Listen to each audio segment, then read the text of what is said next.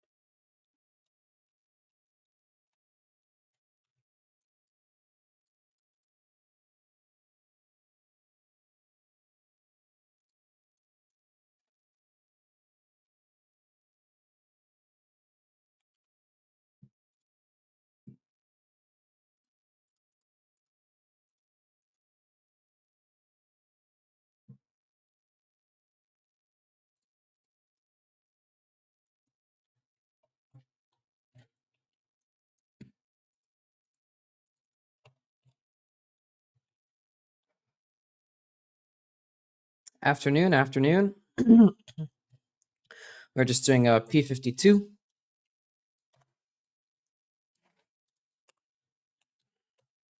And then a PTC test.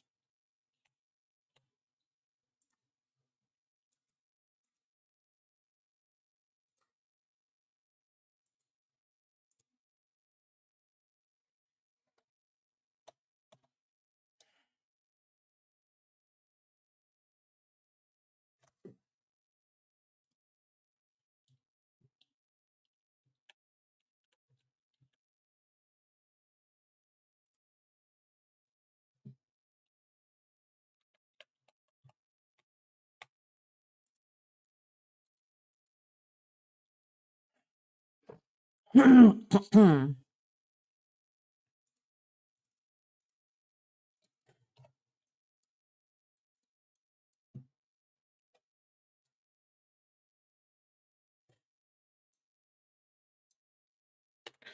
right, moving along here.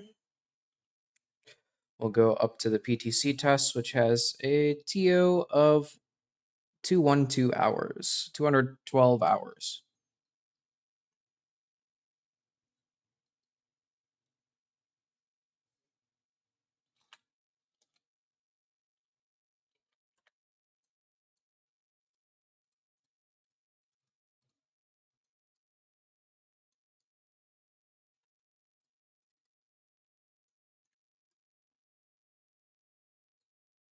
verb 62, verb 49, and we'll get into the PTC attitude.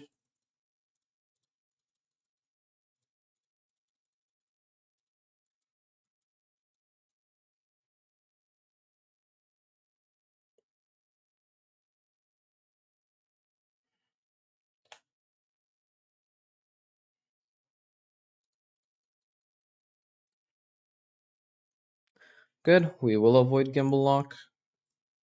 And now we just wait for completion of maneuver and T0.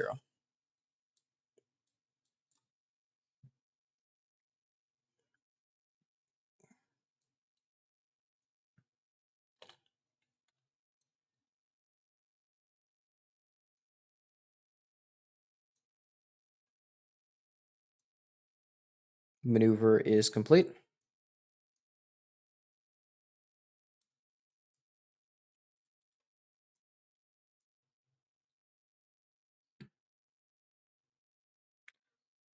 And standing by for T0.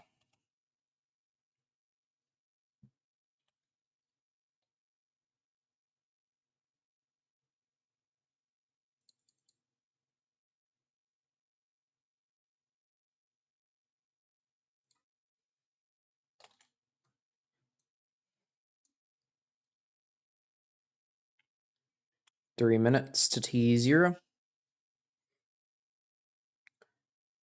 2 minutes.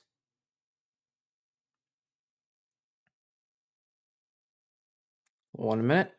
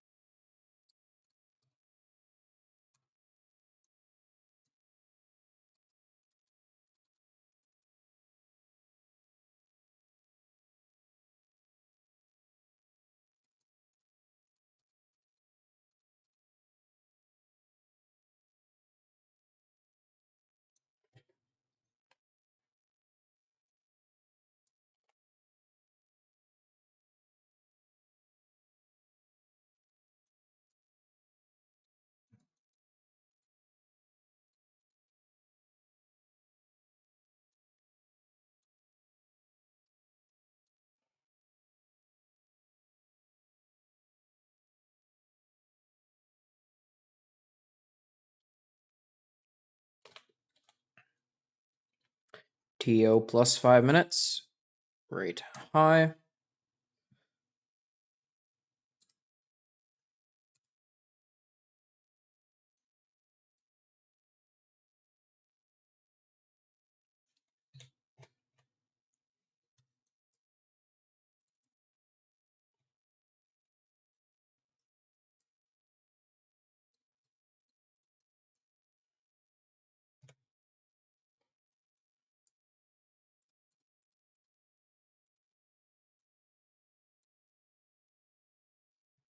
Roll rate established.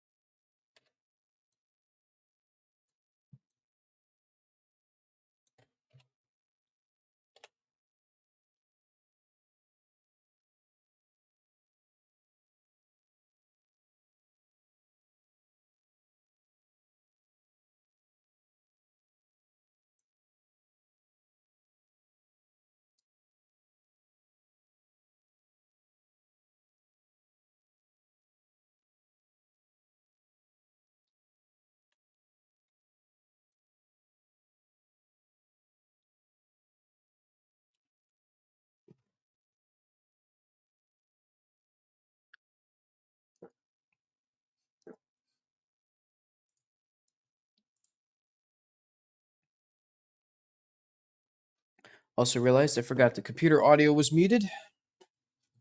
That is my bad.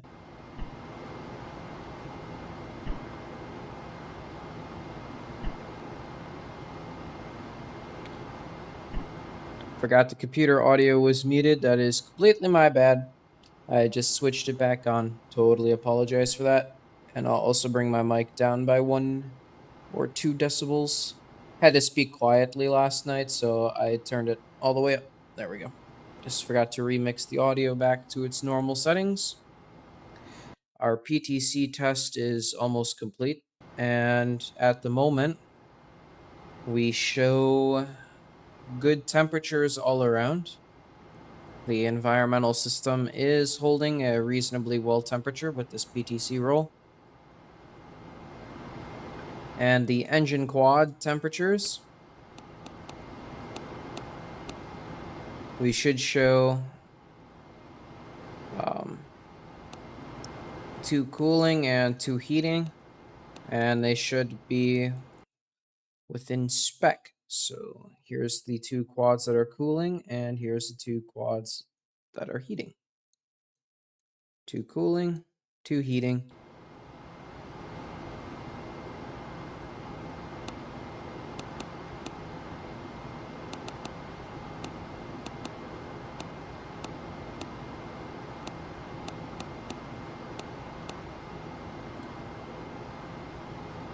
We've got the time, 26 minutes, and we'll disable our pitch and yaw and test how the spacecraft holds its own attitude while roll stabilized. We are beginning to approach our apoapsis, so air resistance will be no problem. No problem. Air resistance will be no problem in a few minutes.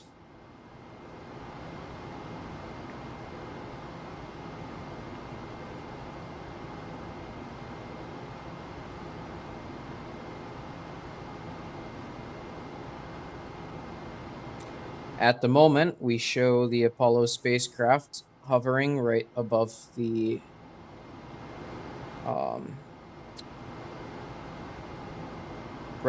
continent of Africa.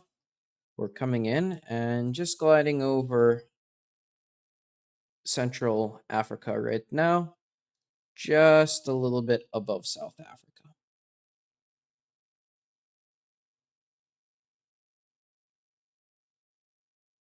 Hard to see with the cloud cover, but it's there.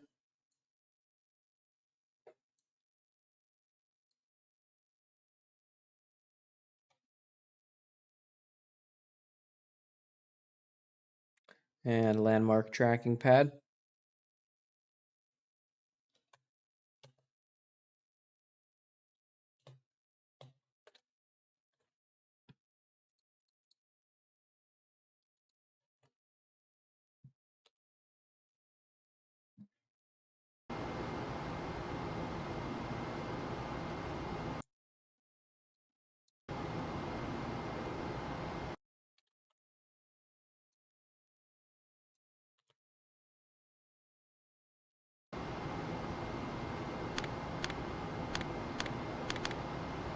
And the results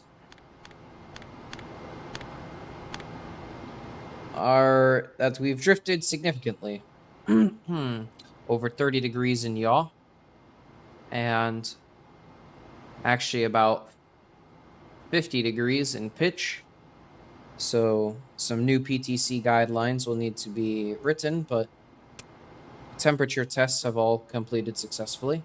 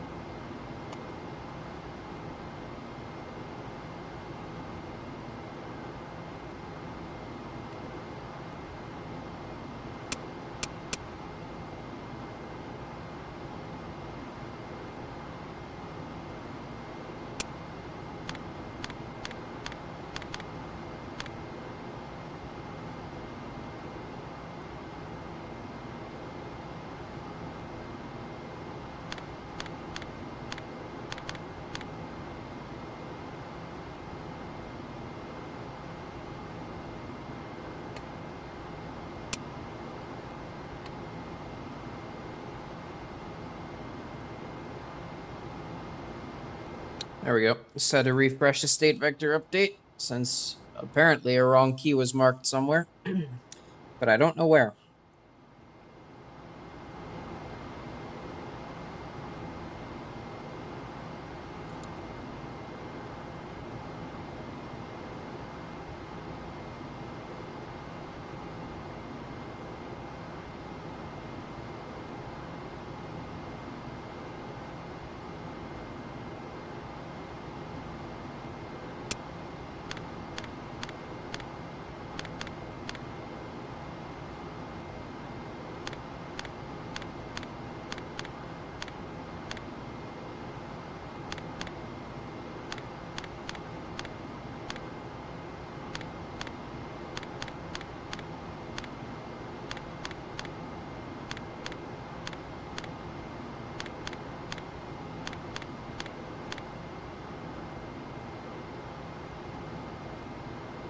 Hmm.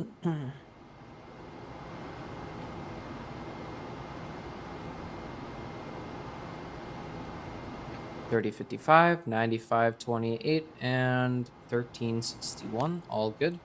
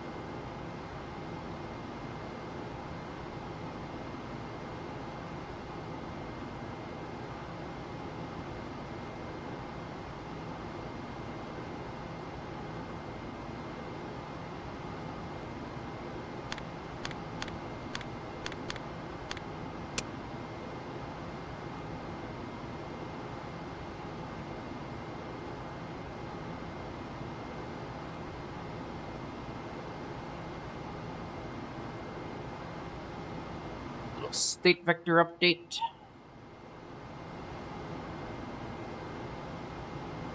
And pretty soon will be power down time.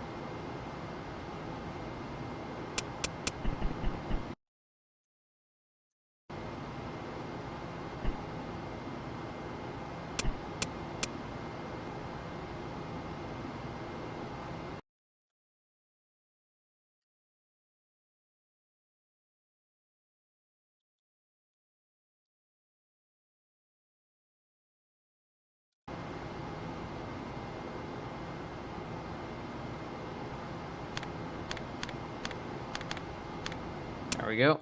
In the interest of time and getting these tutorials out, I've skipped the all the P22s we had to do on this day. And the last thing on the flight plan is thrusting, and then we go home. So yeah, in the interest of time, I've skipped the P22s. I've done them all several times, and so I'm kind of tired of the Earth P22s. It seems like every time I think I'm gonna be done with Apollo 7, it always comes back. It always finds a way to come back, but I think this time I'll actually be done since I'll have all the tutorials for it complete.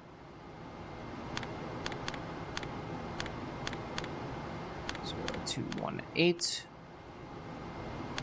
and 0 minutes and 0.86 seconds, and we should get out 3025 minus 172.89 and 147.9.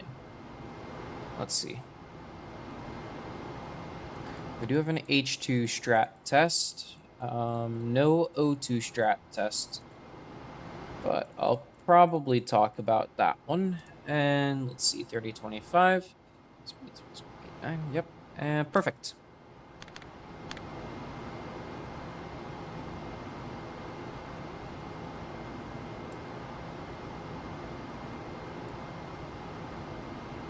That just leaves us with power down.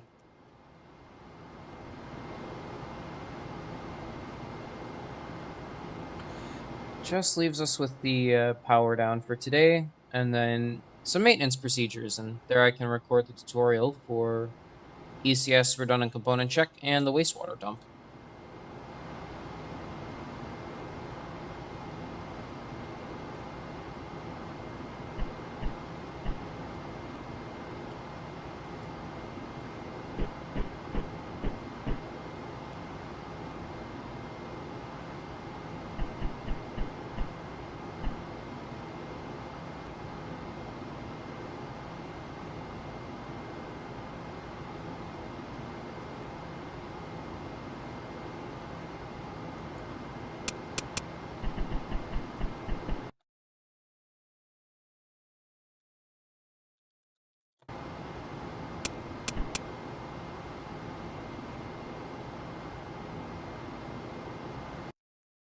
We are directly coming over South Africa right now.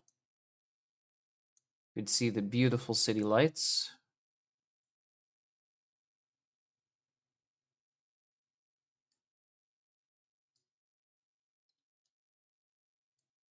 And here is what I presume to be the capital of South Africa. Wouldn't make any sense for that to not be the capital, considering it is the largest city.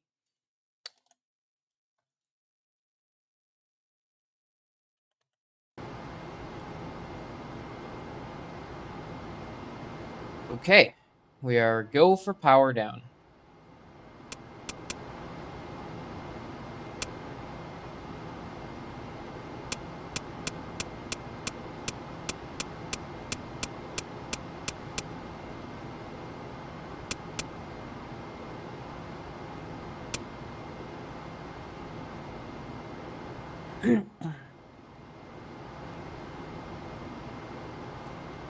All right. Gyros off. FDAI off. Logic and electronics off. Signal conditioners off.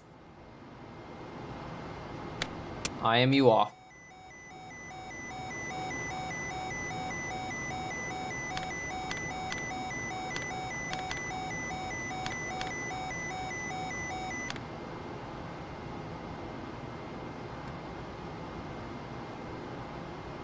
Optics off.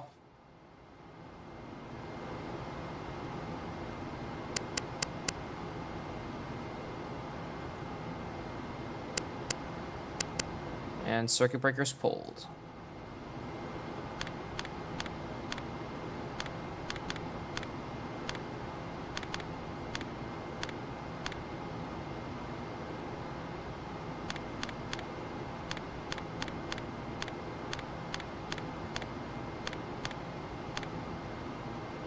Computer off.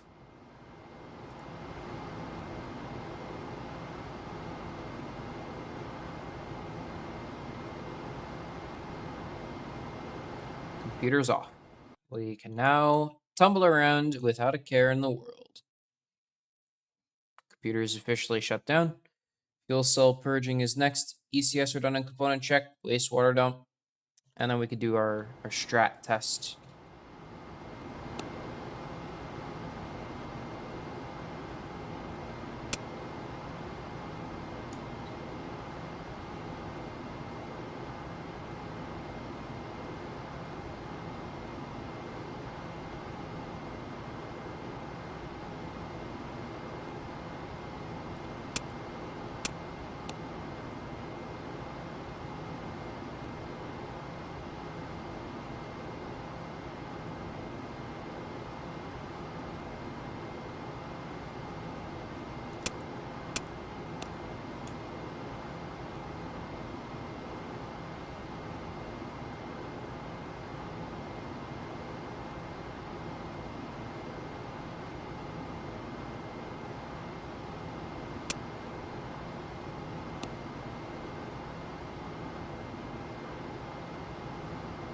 Right.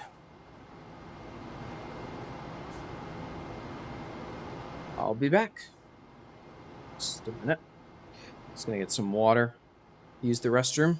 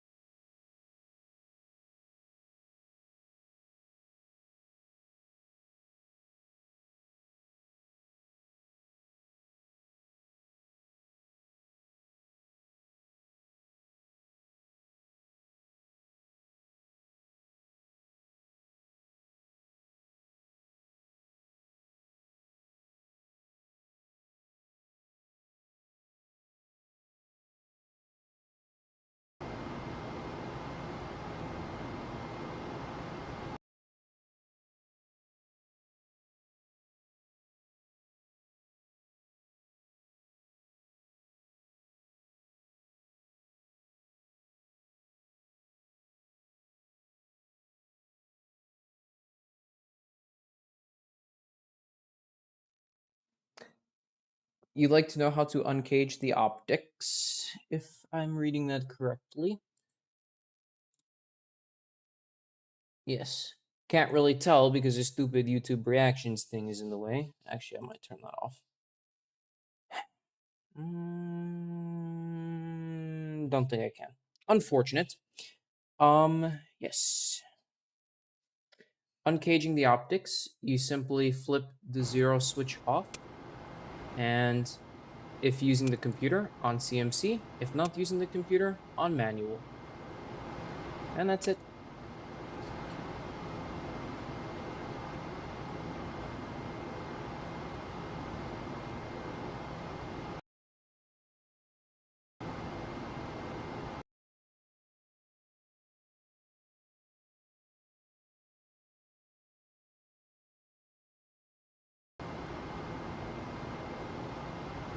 Radio, we're back.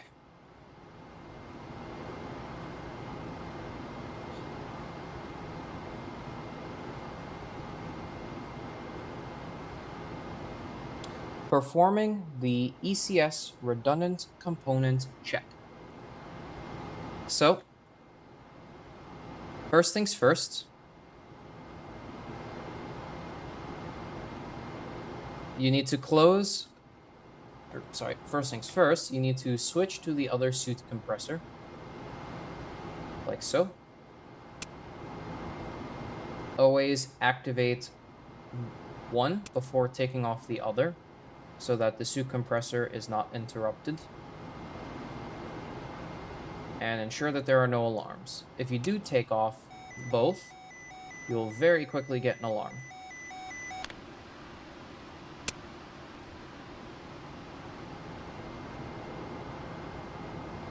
Now we need to perform the cabin regulator checkout.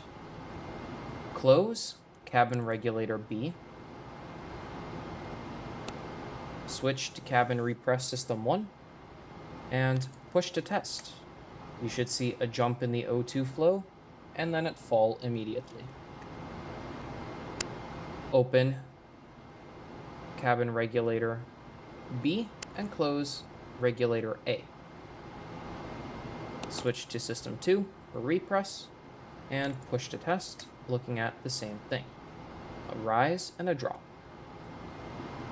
If both of that checks out, open regulator A, switch to both, and now ensure over here that your H2O evap, your evap H2O control secondary, is set to auto. If it is, come up to the ECS panel, switch the indicators to secondary, and run up pump 1. You should see a drop in the accumulator quantity, this left gauge here, and a rise in the glycol pump discharge pressure. Now activate the steam boiler, or evaporator as it's called in the CM, boiler in the LEM. Switch it on. You should see a drop in the steam pressure. Now, over the course of 5 minutes, you're going to verify the glycol evaporator temp outlet drops and stays within 38 to 50.5 degrees Fahrenheit.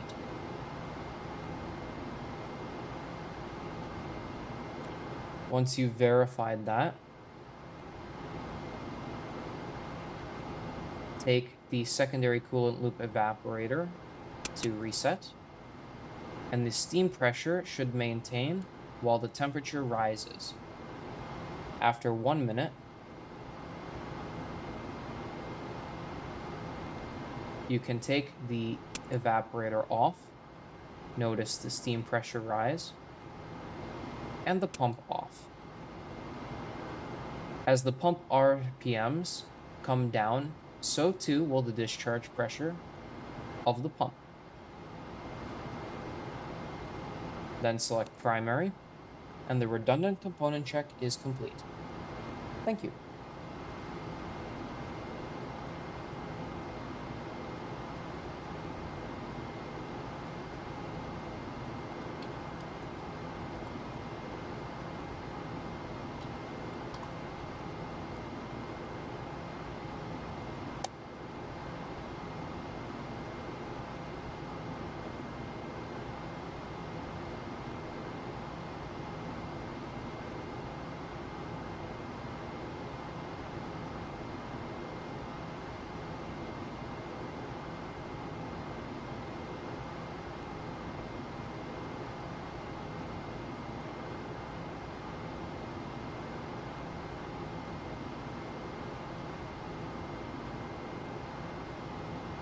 Right.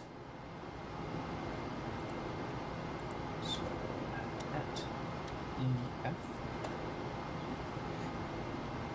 switch the optics 0 switched off. If you are using E52, set mode to CC2 at 1 star and manual to mark star. If E51 or optics dust cover jettison, switch to manual.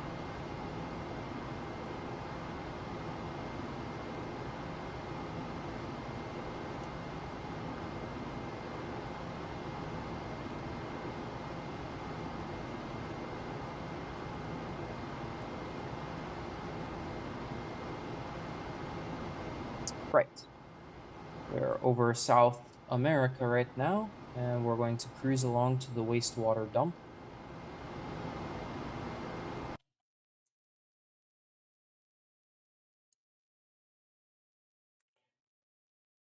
And now we're approaching South Africa.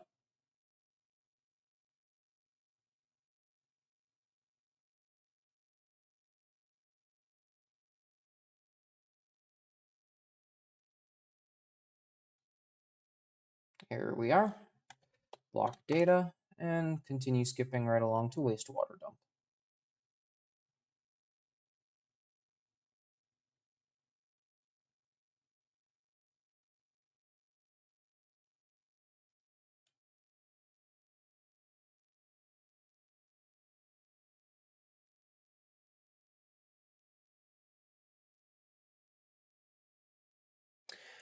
While we're time skipping, I think I'm going to put some lunch in.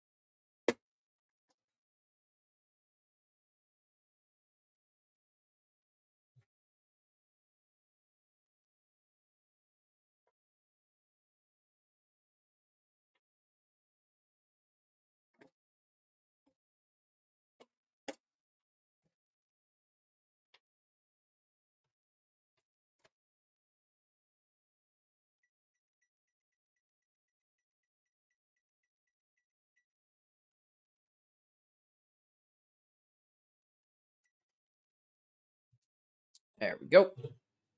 Lunch is in.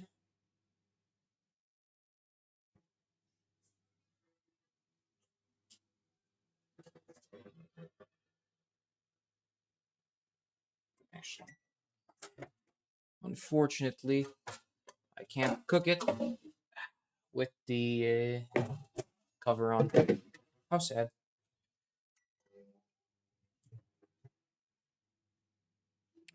Lunch is in, and we're coming up on wastewater dump. Fantastic. We could see the spacecraft is sneezing.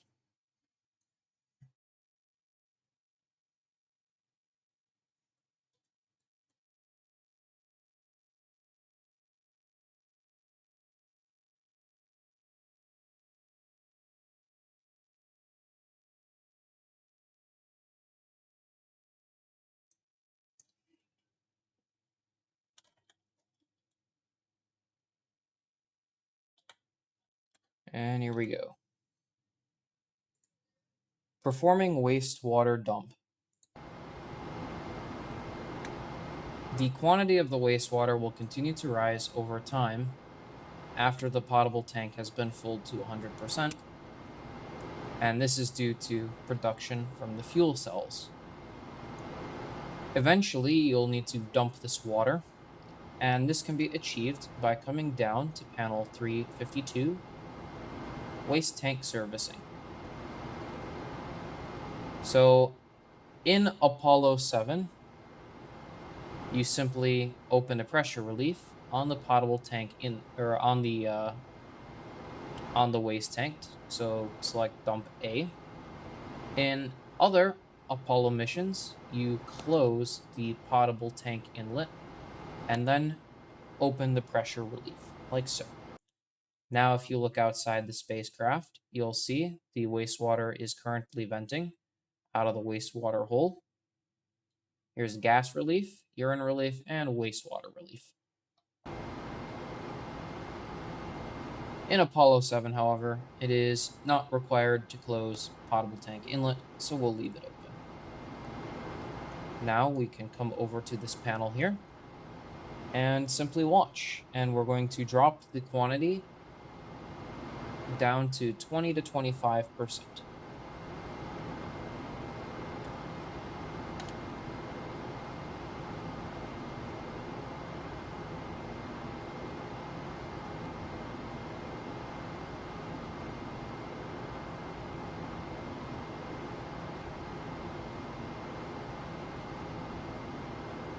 There we go. Now, simply close the pressure relief, and if you had this closed, open potable tank inlet, and that completes your wastewater dump. Thank you.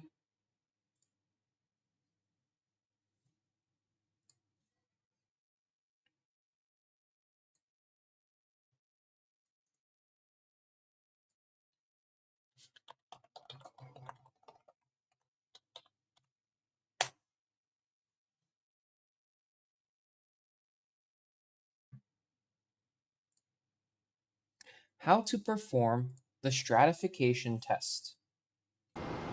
So, I'll demonstrate the test with H2, and then I'll give you the procedures for the O2. I currently don't have any more O2 tests scheduled, but I'll pull up the notepad and I'll write these procedures down. So, let's pause for a split second, and we'll get that notepad up.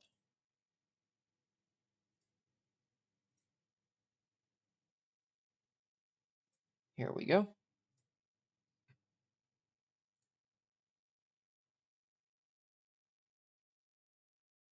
That's the wrong one. There we go. And we'll bring that down.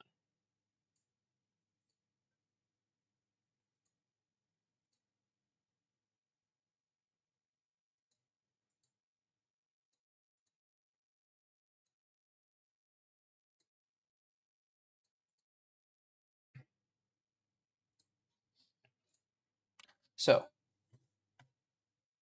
step 1, disable heaters and fans.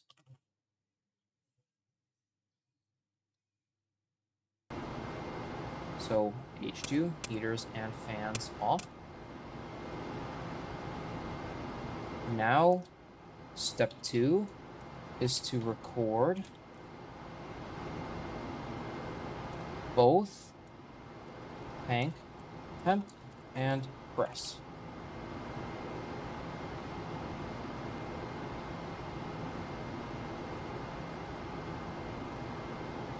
So we come over here and we notice H2 pressure is chilling at about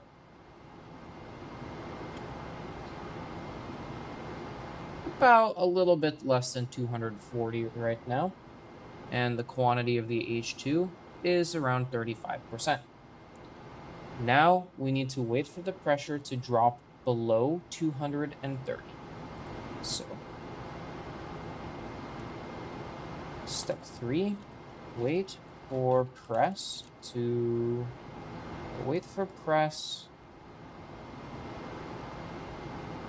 less than 230 psi. Step 4 will be to turn heaters. Manual on. So let's let this pressure drop in the H2. And this could take quite some time. So just in case we go over our allotted time, I'll make a save.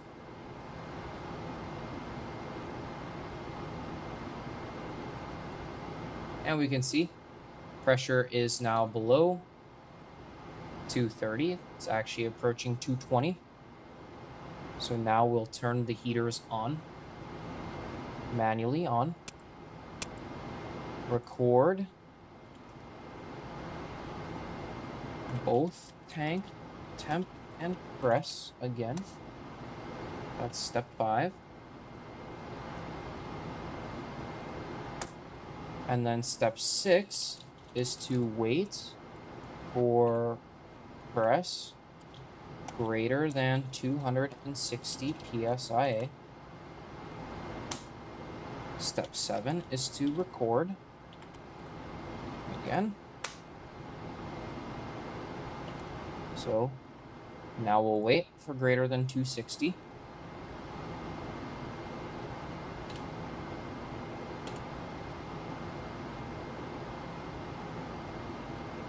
There we can see greater than 260. Now the step is to turn heaters off, fans manual on, and then record once per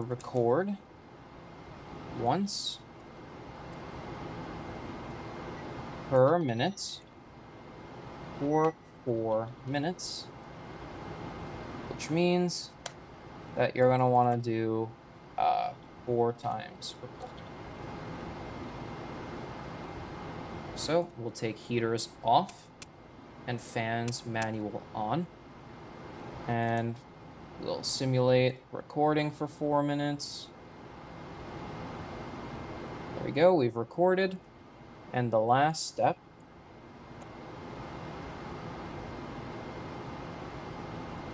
is heaters and fans auto on. So set them to auto.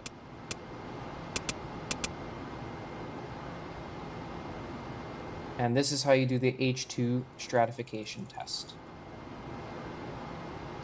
Now, the O2 stratification test has the same thing, except the pressures are different. So we'll come down to the O2 strat test,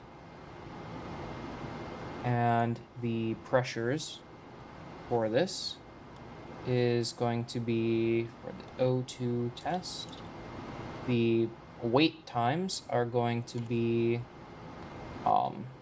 less than 850 psi, and then greater than 915 psi. So you'll substitute these in here and here and perform the test exactly the same. And that's all. Thank you.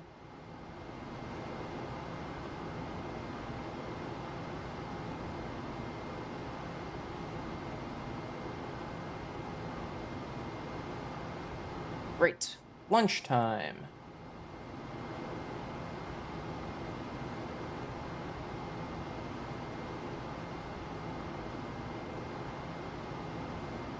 So crew on lunch.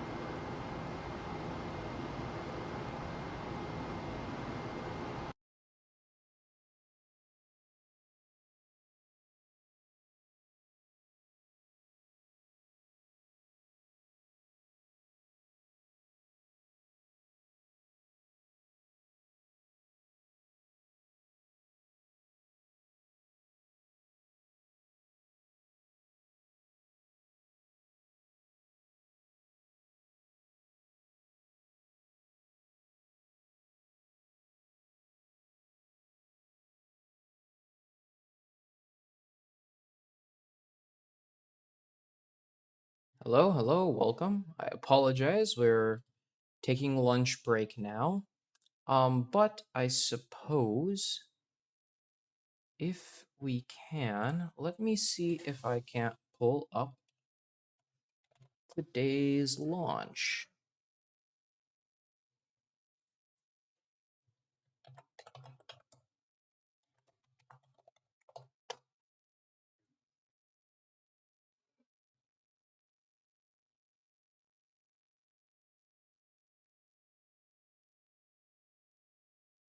Oh, it looked like it just launched just recently.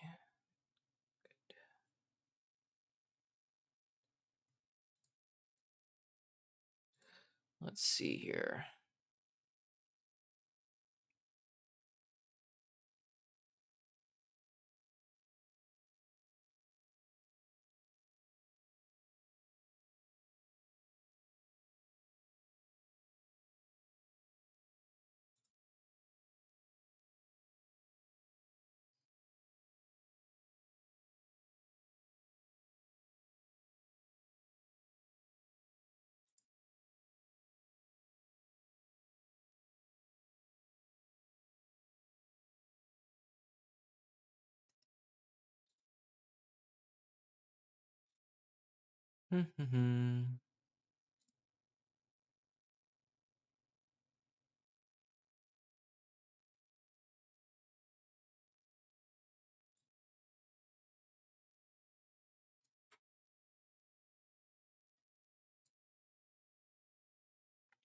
Here we go.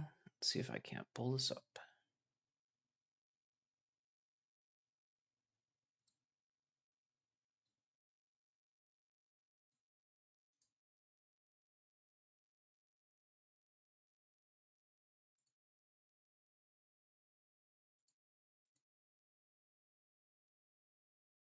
Where was Apollo 7 crew once still live? Two dead.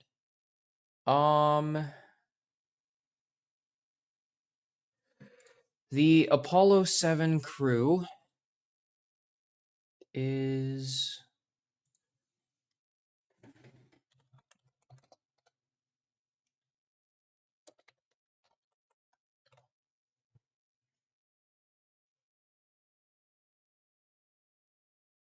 Walter Schirra, Don Isley, and Walter Cunningham. Walter Schirra died in 2007. Don Isley died in 87. And Walter Cunningham just died last year. So all three of the Apollo 7 astronauts are dead at this time. Their message is to test the CSM in low Earth orbit.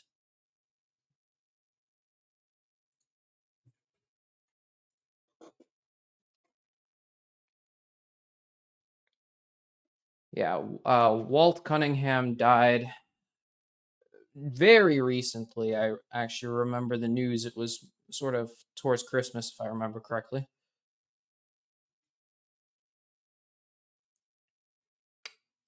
But we're taking lunch break right now, so I guess we'll have an open Q and A session. Was gonna try and pull up the launch for today, but I don't want to accidentally get a copyright because it seems that all the news people are streaming it, and that ULA themselves don't have a live stream going. So that would unfortunately mean that the news people would subject my video to copyright. So I'll have an open Q and A session, I guess, while I eat, and we'll drift along until the next procedure. And of course, if I'm not answering questions, I'll mute my mic because no one likes to listen to people eat.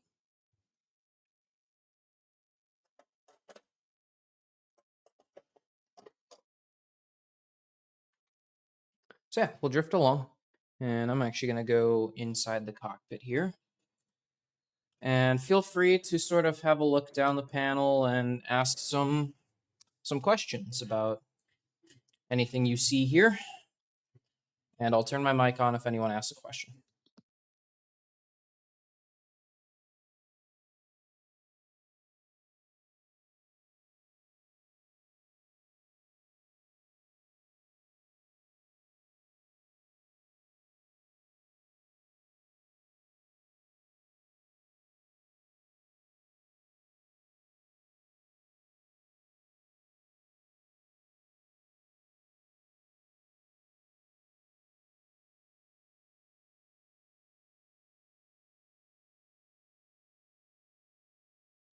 Oh yeah, and if you would like to view anything in closer detail, feel free to let me know and I'll get you a close up of that panel or switch or whatever.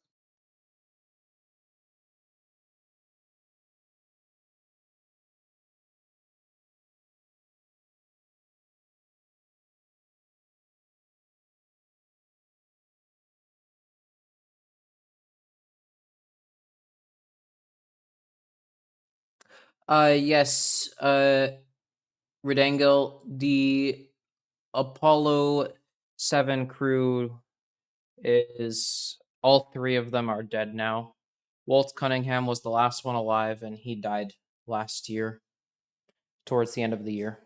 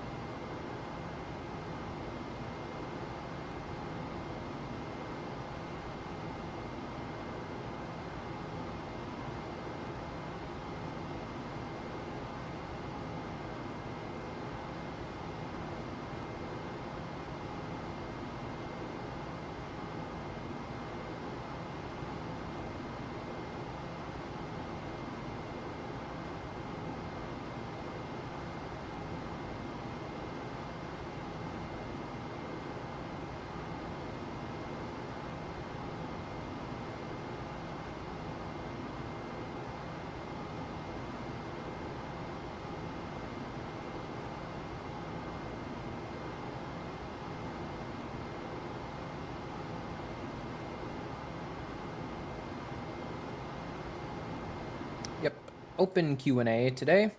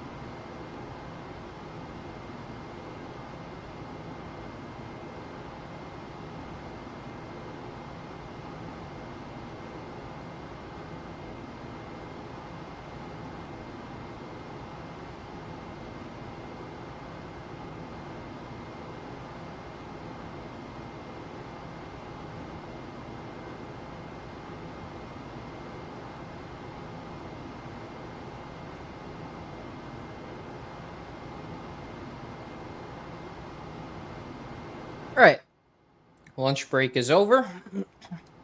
Just gotta do the cleanup real quick, and then we'll get back to the mission.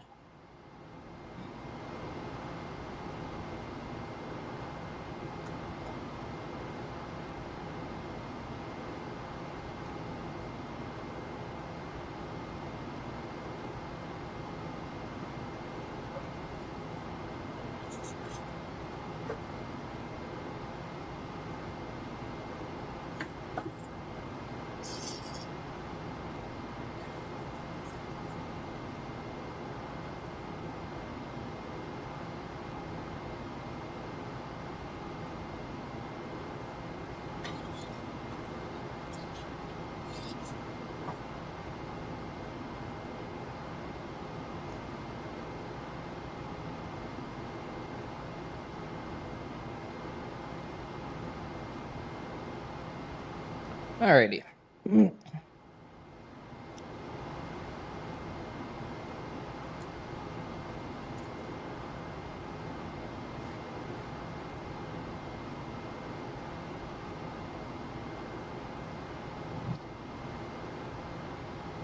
Back to the mission.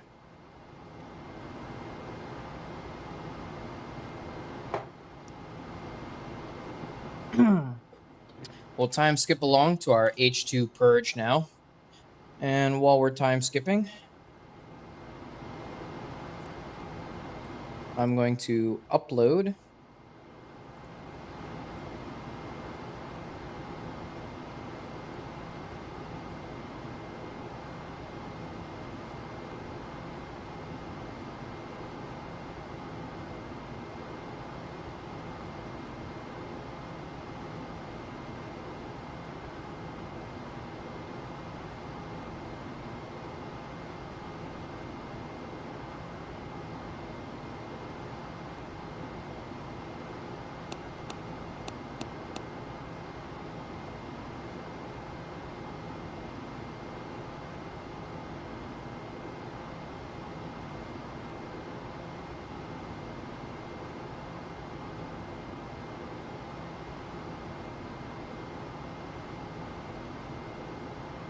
Alrighty.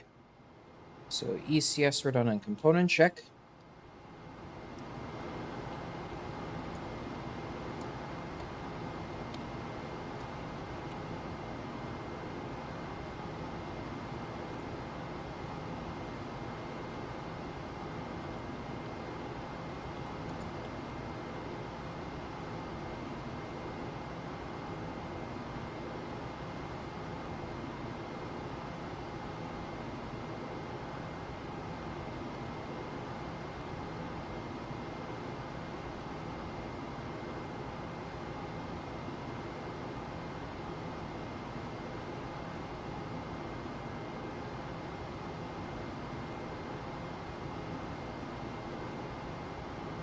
Yes, need to verify your backup ECS systems.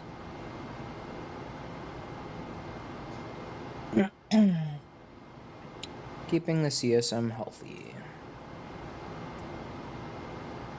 No, not made for kids. Public.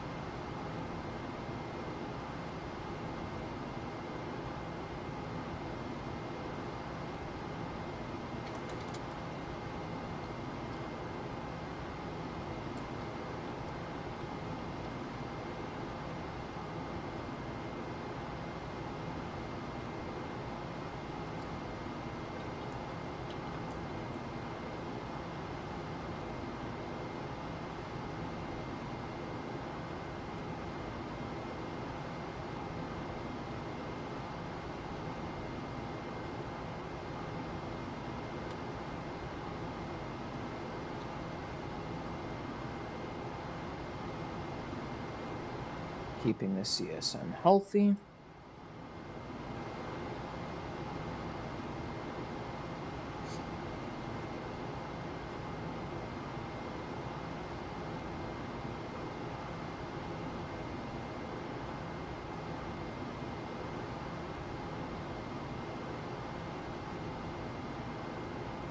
Ooh, that's actually the perfect thumbnail right there. There we go.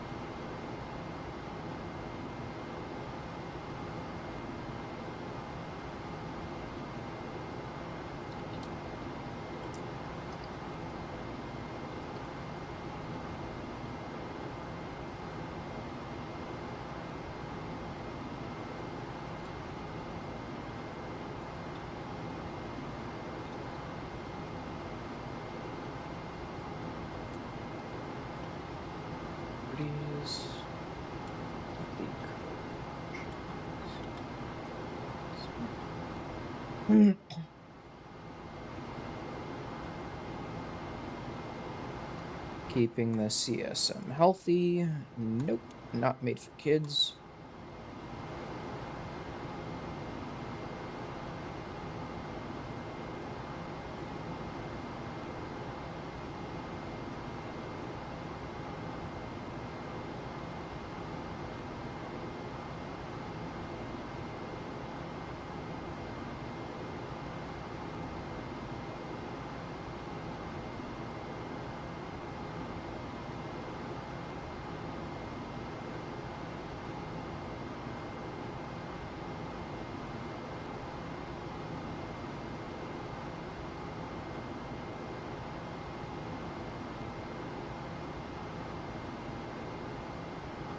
Right.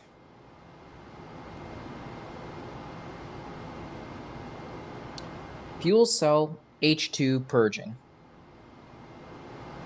The H2 is a little special as its physical properties mean that it can succumb to icing a lot easier than O2 can.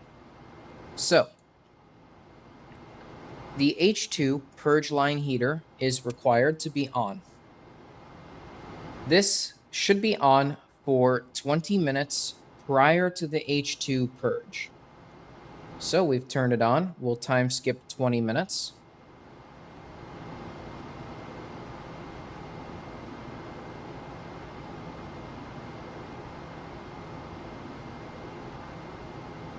Here we are, 20 minutes later.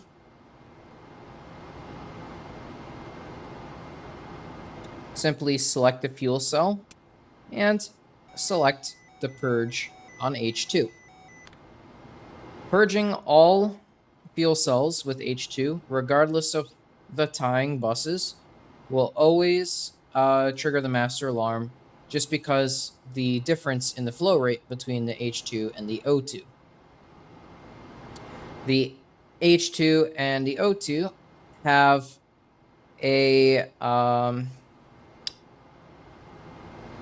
similar flow rate when purging is in progress, but we could see here that the normal flow rate maxes out at 0.15. So when we get to 0.2 and up, the master alarm goes off.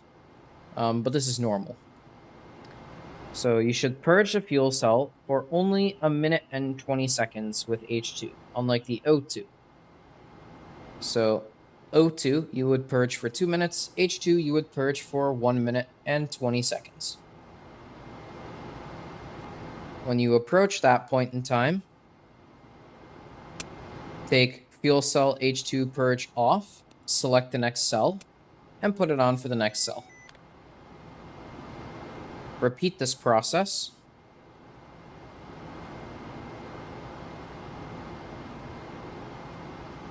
For the remaining fuel cells.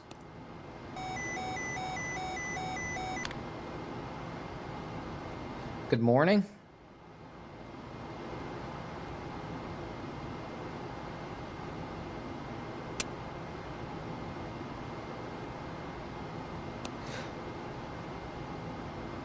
Thank you for watching. Just finished up some training in re-entry with Apollo. Congratulations. Oh, there was one thing I forgot to amend to the end of that video.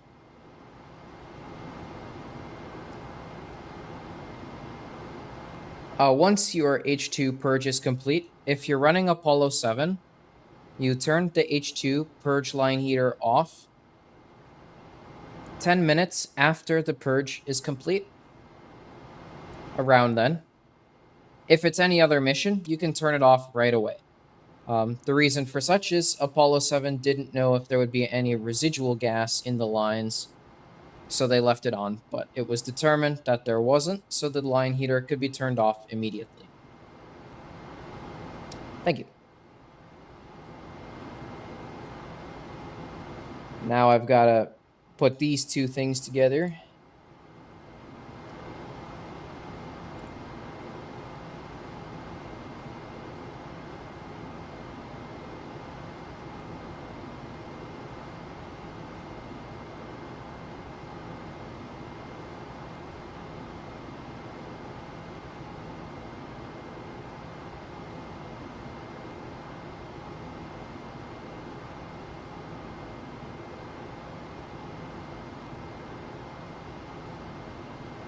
Are we running a pre-flight check? No, we are not. We are in orbit right now. As a matter of fact, we're ready to come home almost.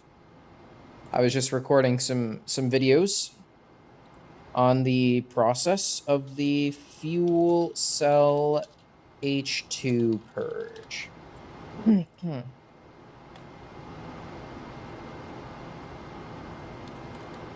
Learn how to purge the H2 line, the fuel cells. Keeping the CSM healthy. No, not made for kids. Next. Visibility private because I need to edit this one after it's done uploading. Yeah, we did miss the launch, but the re-entry is coming up, so you won't miss that. Where, quite frankly, that's probably the third most exciting thing in the Apollo 7 mission anyways. And yes, we do have an external view.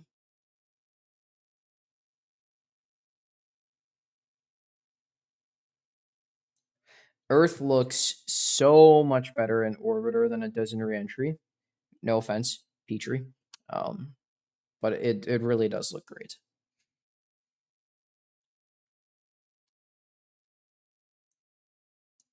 I mean, look at that. You can literally see the like, that's so much.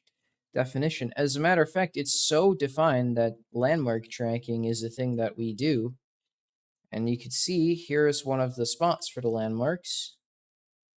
That is the Cobrit Strait. Unfortunately, there's no more landmark tracking left.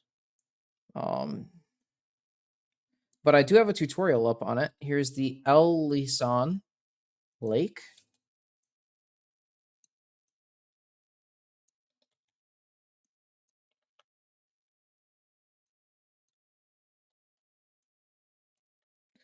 There's the Ras Al Had Bay.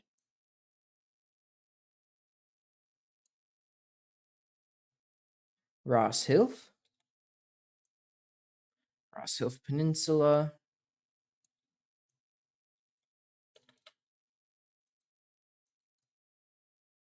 Yeah, it really is stunning. Right now, we're flying over the southern tip of India. Right there.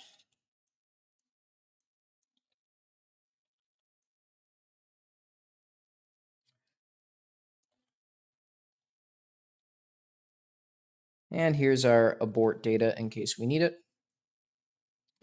Yeah, the resolution's great. On the clouds, it's not that great, except there's one really good cloud somewhere up there. There's a hurricane, actually. You can see it in Apollo 9, and it looks absolutely stellar. I have to say, the hurricanes look great. Go. And then I'm just going to do that, and I've got to tack on the end real quick.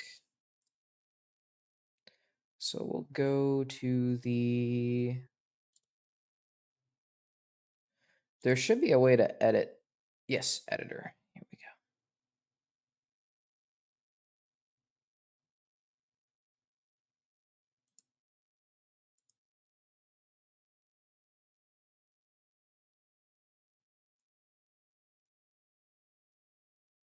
Yeah, I don't think I can drop another track on top of this, but let's see.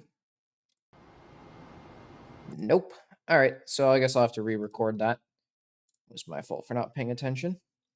What are the green indicators above the Earth? These are the stars used for program 52 and 51, 53 and 54.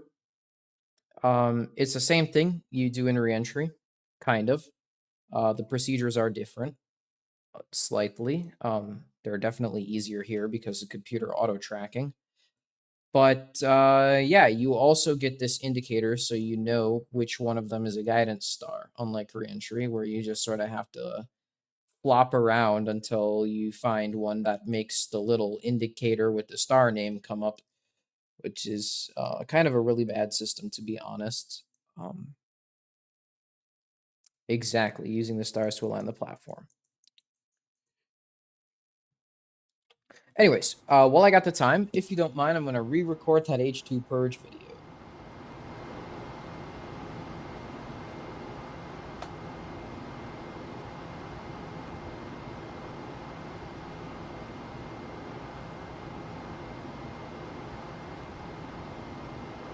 It'll take just a couple minutes. And here for this video, let's get that out of the way. Purging the fuel cell's H2 line. So 20 minutes before the fuel cell purge, you're going to want to flip on the H2 purge line heater. This is going to preheat the line. H2 is subject to freezing more than the O2 is. So we need a heater on that purge line to stop the H2 from freezing that line shut. We can then go about 20 minutes.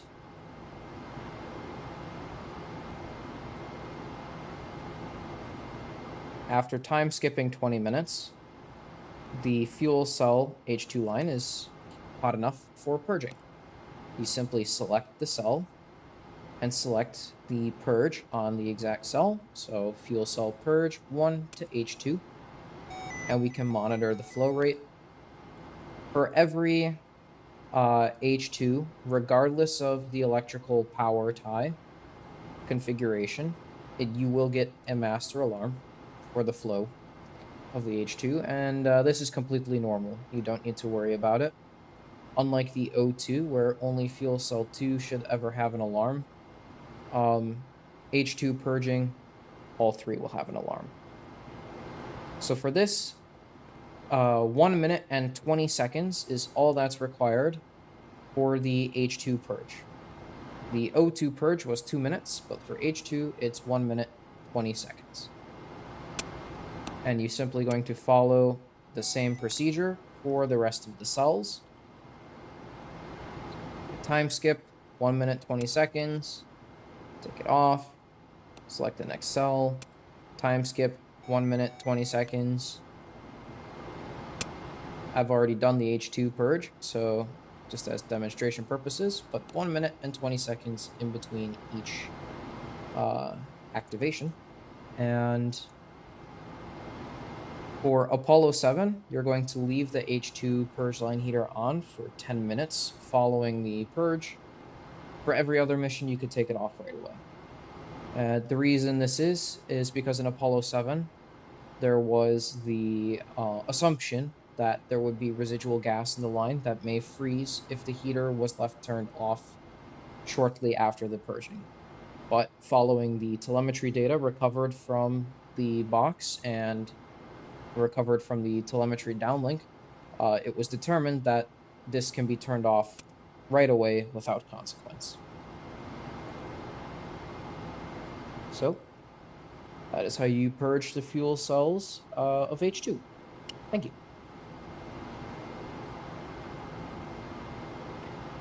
Did you do a cryostir Apollo 13 boom? Apollo 13 is in NASP, but it is not MCC supported, so you have to calculate all your own burns, which is not a problem. I could do it, but it's hard and time consuming on top of everything you already have to do. But we can stir the tanks, same always. Just take them to on, and you can even see the power rise due to the fans being on, and it will increase the pressure as well due to relieving the stratification. Take the fans off, and we can even see the power consumption drops.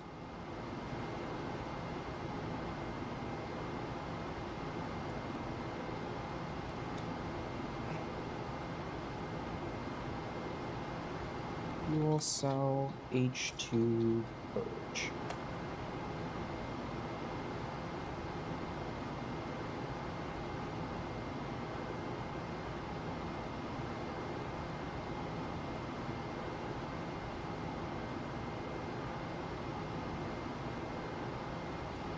Here we can upload that, and I'll open Q and A. H2 purge.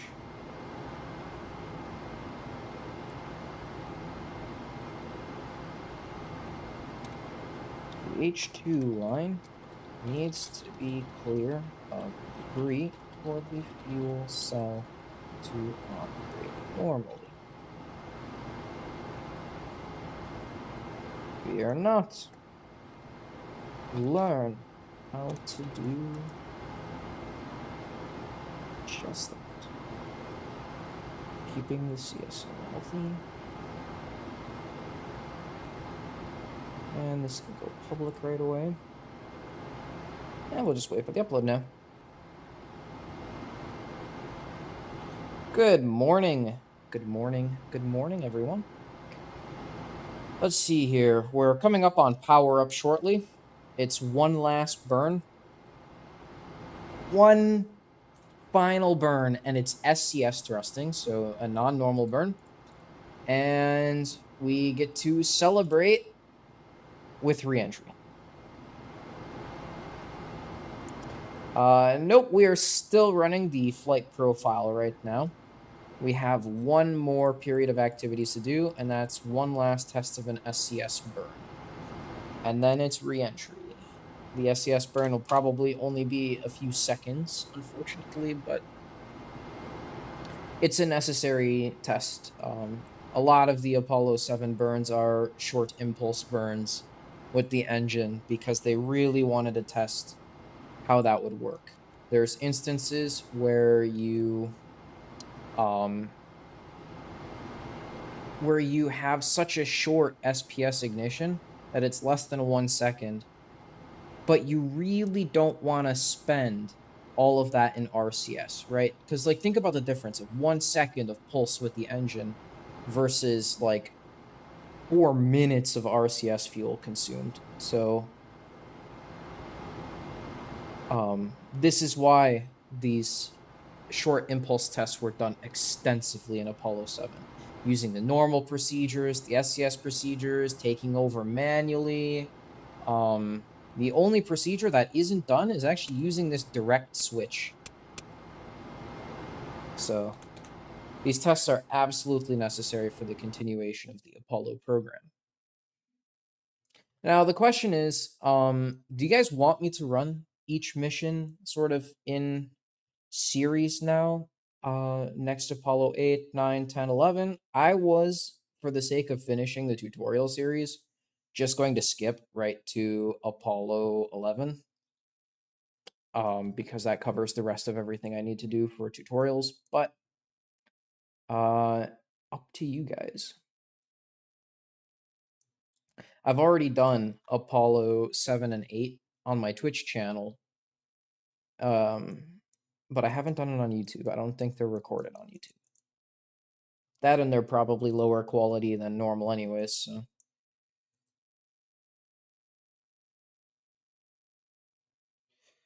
Here we go, approaching the southern tip of Mexico. Our orbit is shifting very slightly due to air resistance.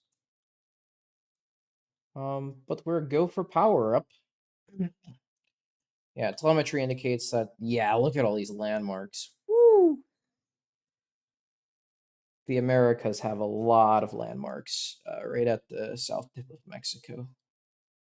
Mexico is extremely blessed in one regard. Their land is very distinct on all edges, and so it's perfect for orbital navigation. Just got out of Mercury and Gemini programs, now starting Apollo. Like going from a Model T to a Ferrari, absolutely. And after I finish the Apollo series, I will be starting up Space Shuttle Mission 2007. And there's Cape Canaveral, which means we are approaching our, what was it? 147th orbit. We are on Revolution 147. This is a new record in space.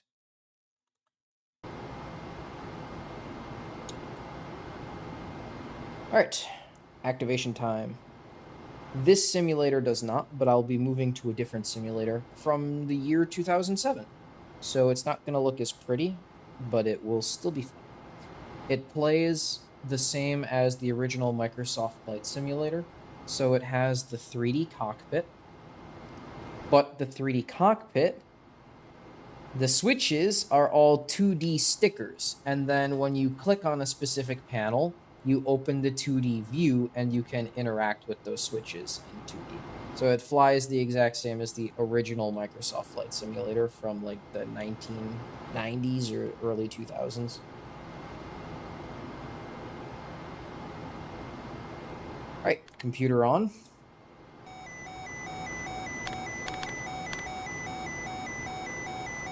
And right away, it's going to complain about the platform being off, but that's normal. Now we just need to wait for the computer initialization sequence to complete. This takes about 10 to 15 minutes. We can get our digital autopilot turned on by inserting a 1 into the first bit because we're flying the CSM.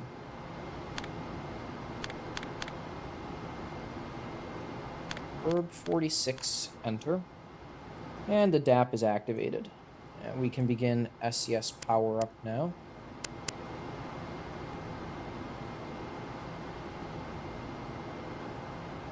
Verify all these are set to off. And we can take the mode to CMC free. Good. Close logic bus circuit breakers. And turn on the logic. Get the signal conditioners powered on and the electronics powered on. Now we turn on the body-mounted attitude gyros and the FTAI power to both. And we have our acceleration rates. And the FTAIs are officially on. Now we need to activate the auto RCS select.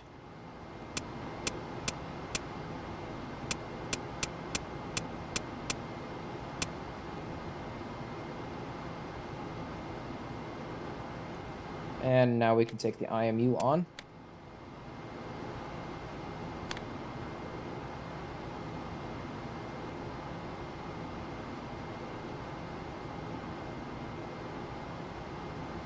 Oh, yes, absolutely. With the slight bit of autism that I have and the ADHD, this is a very enjoyable experience. The only reason, well, at first, the only reason I flew spaceships was because of the amount of buttons and switches that over time grew to a level of flying spaceships. But it absolutely started out with just, wow, look at all these things I can touch.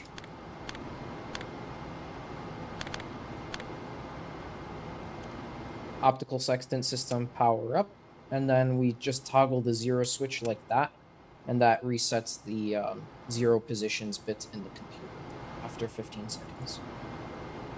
And now we can cancel out our accelerational velocities.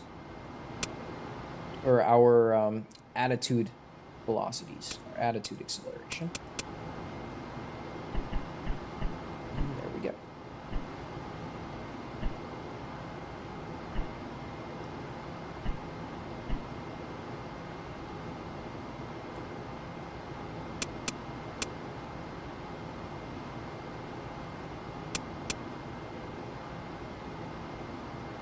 That last bit of roll, it always, which quad has, it's quad C and D are really low, particularly quad D. Nothing I can do about it, but that last bit of roll is always a pain in the computers. Oh, taking a manual, actually. We're going to inform the IMU of which direction we are facing. Verb 37, enter. 51, enter. Verify star site, and now let's mark. So we're going to choose star 16 if we can reach it. No. All right. Star 12 will be what we'll have to settle on then.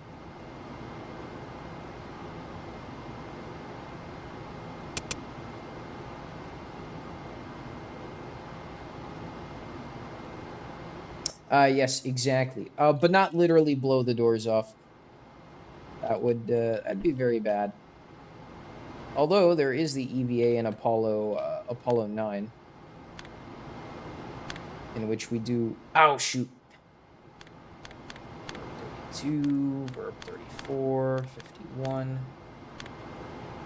Look at me not paying attention to what I'm doing.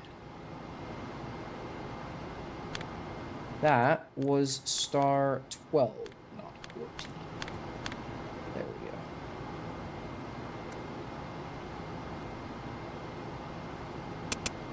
Right. Let's find a star which is 30 degrees away. Star 05 fits that description very well.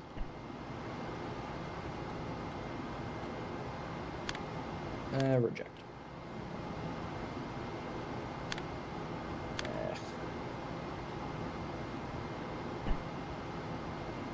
I wish there was just a slightly slower mode with the CSM optics. But we got it. And the mark was good. IMU is informed of the direction we are facing.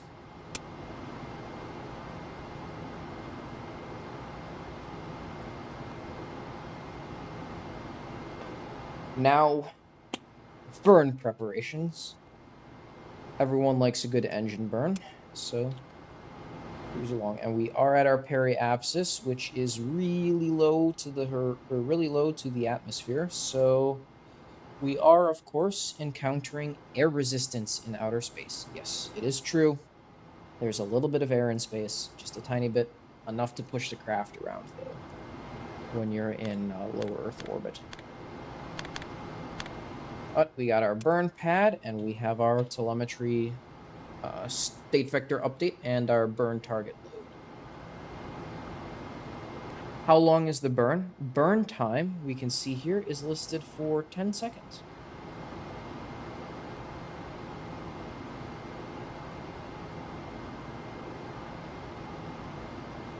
Yeah, it would help a lot.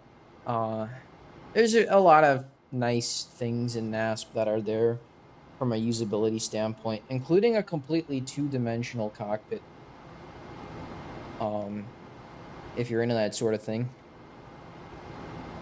Just because NASP has been in development for significantly longer than reentry has, so they've sort of started out with the 2D cockpit because that was the time, 2D cockpits were around when this project was born, and it became a 3D cockpit, and usability features were added as people are getting older in the community. So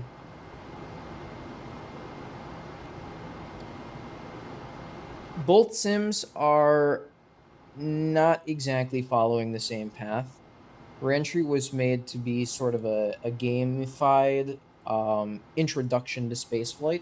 It is where I tell everyone who's interested to start, because it has that blue box overlay around the 3D cockpit. This does not. And these procedures are significantly more complicated in a lot of regards. There are a few procedures that are easier, like P52, just by virtue of usability things like these. But there's a lot more, like there's P23s and P22s, P21s, P53, P54, all of that sort of stuff that reentry doesn't have, that makes it more complicated and a steeper learning curve. So I always tell people to go to reentry first, learn the basics, and then come here. But of course, if they don't have the money to afford reentry, and I completely understand, not everyone lives in a well-off country, then absolutely you can start here, and it'll be difficult, but the community will help you out. Absolutely 100% equipment.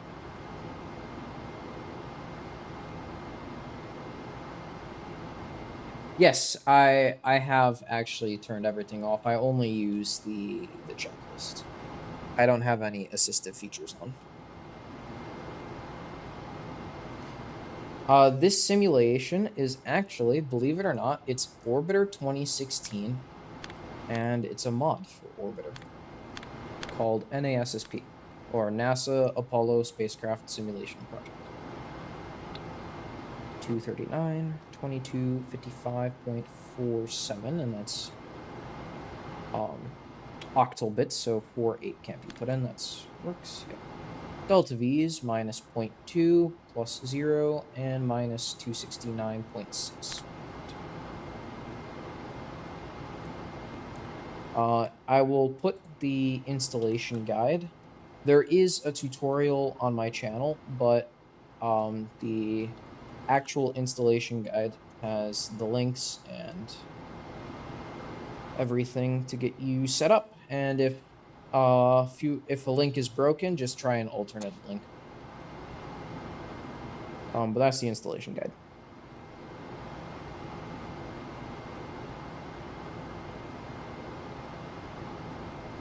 Oh yeah, one of the big differences in these computers is, let me just verify this, 244, that's good, and delta V total 269.6, good. One of the biggest differences in these computers is not everything on this computer has a parity bit. In reentry, there are no octal bits. Everything has a parity, or there are no octal, any octal data. Everything has parity for whatever reason. But on this computer, everything not everything has that. So, of course, things like time and attitudes and things that can be represented with negative numbers will have it. But if the stuff can only be represented with positive numbers, or is not really useful with parity, it will be octal, with one exception being the weight of the spacecraft, because that has more more relevance when it's having a parity bit, because it allows the math to be performed easier. And yes, Orbiter 2016 Spaceflight Simulator, and this would be a mod for it. Now we'll get our preferred alignment. Yep, preferred. And we are not going to run into gimbal lock. Good. So proceed for the align.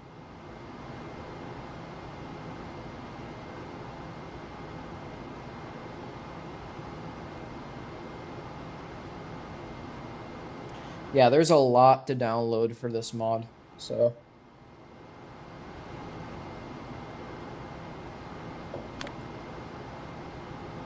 Do have star sighting? Yes, we do. Good, good, good. I was gambling on that, actually. But we do.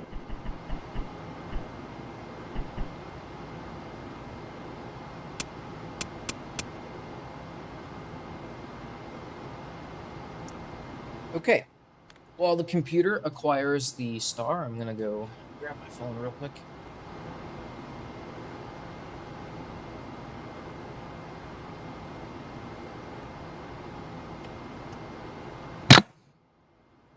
Apologies, didn't mean to bump my microphone against the wall.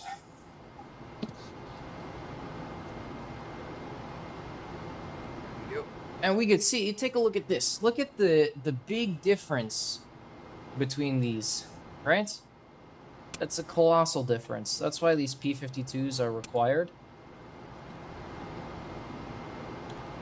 The difference between where the computer thinks it is and where the star actually is a measure of the drift in the gyro.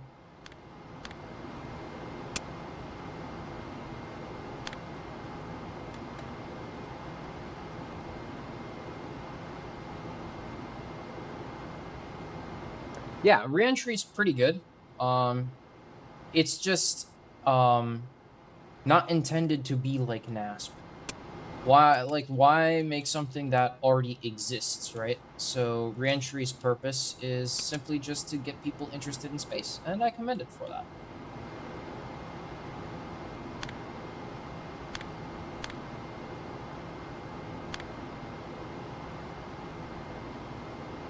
Here we go.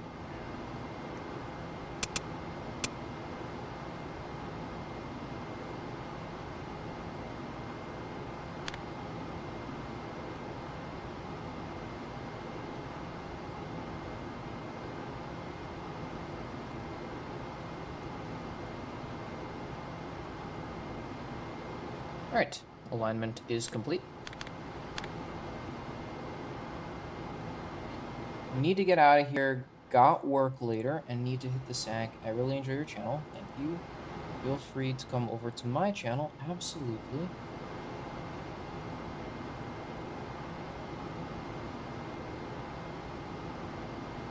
I love watching people's first reactions to reentry, so this is great. Cold Waters dot mod, good. We love to see it. Cold Waters epic mod.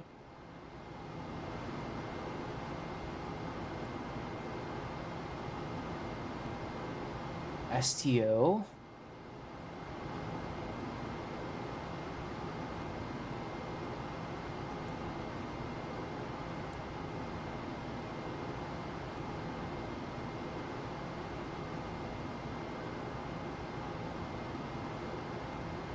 Yeah, I'll take a look at your reentry stuff. It looks very interesting. I'd love to see your first impressions of reentry. So I'll see you around. And let's complete this burn. Let's complete this burn.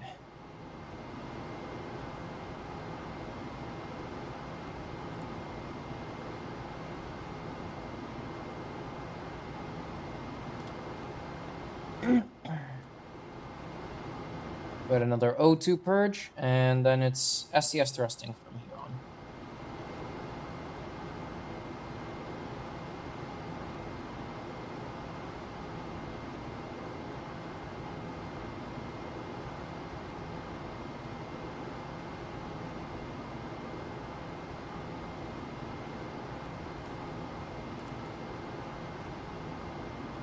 And there's that good old air resistance again, now that we're at our periapsis, but we are time skipping, and we rapidly get to our anode, so we can stabilize out.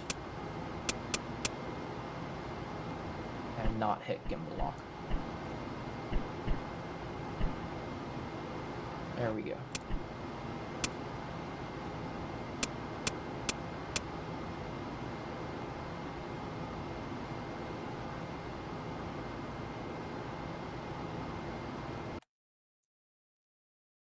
There's all those lovely, lovely landmarks. Got another 4 hours or so to the burn. With time skipping, that's probably 20 minutes.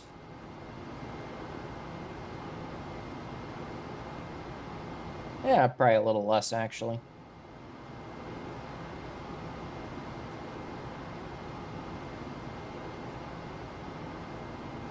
And there we are at the old periapsis, drifting along. Hopefully not hitting gimbal lock in the meantime.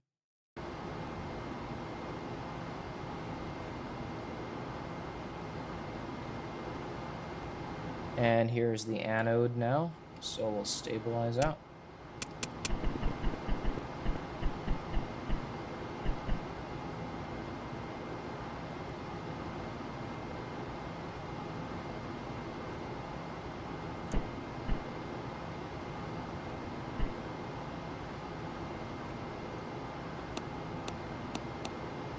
Quad D is approaching a critical point.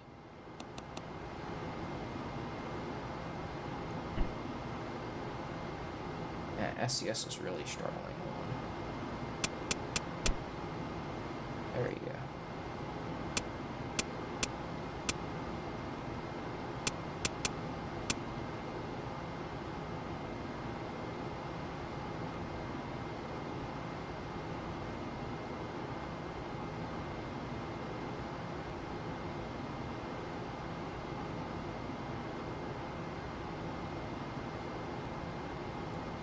Alright, O2 purging. The easiest kind of purging. What if they had a movie called The Purge, and it was just this?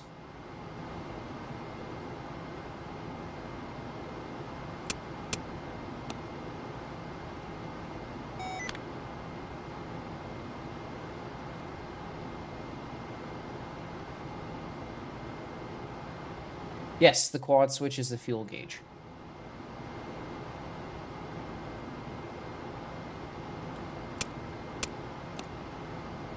I'll demonstrate that a little more in a bit after the O2 purge, just because it's timing based, and so I put all my concentration into making sure I stay on time while time skipping to not consume more O2 than normal. But yeah, we can see that, let me just get that out of the way. Each quad, all 4 gauges read different things. So here's the temperatures. Actually, here's the quantities. We can see quads A, C have the highest, and B, D have the lowest quantities. And the temperatures are based on basically which direction you're pointing, the sun, right? So all 4 of these needles will change. And if actually we took, for instance, helium pressure off on quad D, we can see the helium pressure will change when we start using quad D, right? If we took fuel pressure off, we would see the fuel pressure change. So if we did some bits of rolling, fuel pressure may drop out.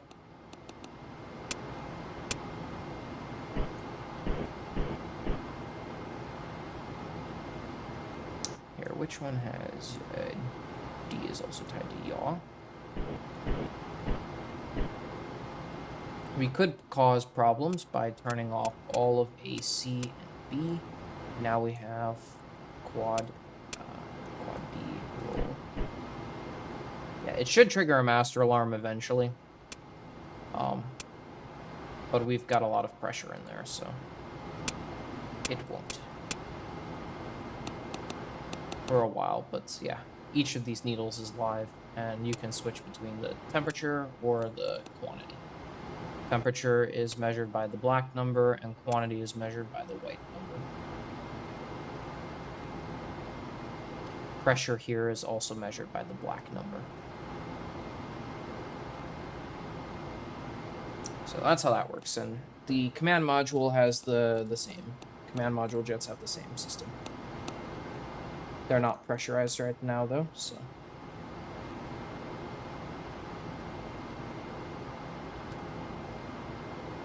Alrighty, we're at our D node, so we're approaching the air resistance right about now. We should be getting it. Yep, it's building up.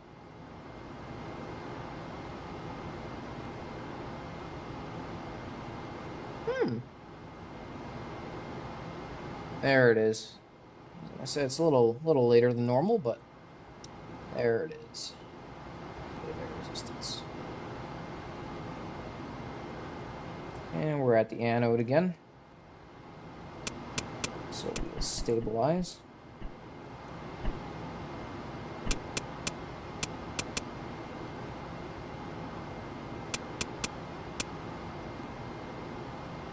And move along.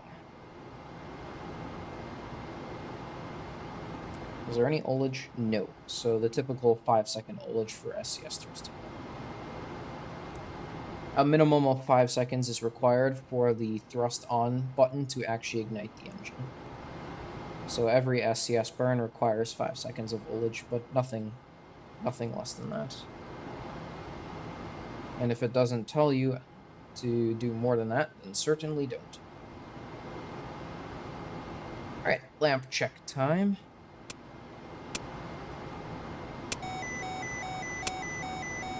Good.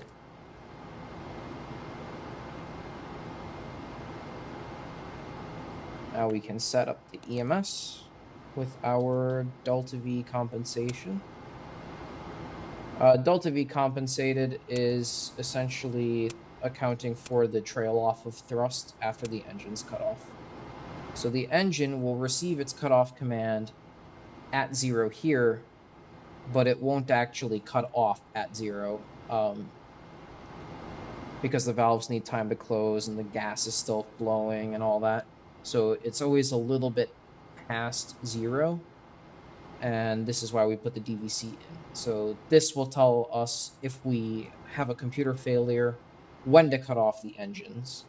And then the computer itself will actually be monitoring for how long the burn needs to happen. And monitoring the actual delta V. So the total delta V is different from the compensated delta V. If that makes sense. This is something that's not simulated in reentry. You just put the total delta V and the engine cuts off immediately and there's no trail off of thrust items.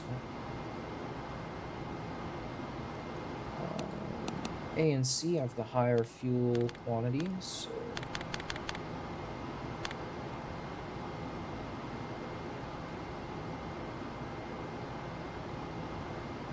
Just need to practice rendezvous with Aegina, then hit the campaign.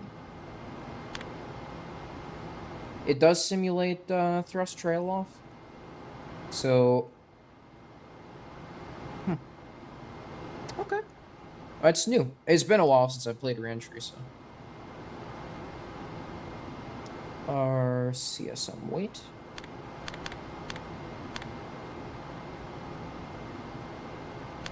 26075. 24. And that's going to be pitch as minus 0.83 and minus 1.26. Yeah, it's been probably years since I've actually done Apollo in reentry. Aside from my stream of powering up from cold and dark before the launch, I haven't actually done the launch in reentry yet. And it's been years. I stopped playing because of the glitch in Lunar Ascent where the ascent, which is sort of on rails in reentry, is sort of you'll always end up in the same orbit, always guided the same. There's never any variance in it, which is all right. But that system broke, and essentially you would keep thrusting up, you would never pitch over, and you would just go forever, and the engine would never cut off. It was the damnedest thing. And I was teaching my partner how to fly, and we got to that point, and that kept happening, and we got mad. So it's been a while since I've played, because I've just been focusing on NASP ever since then. But that bug was patched years ago. It's not in there anymore.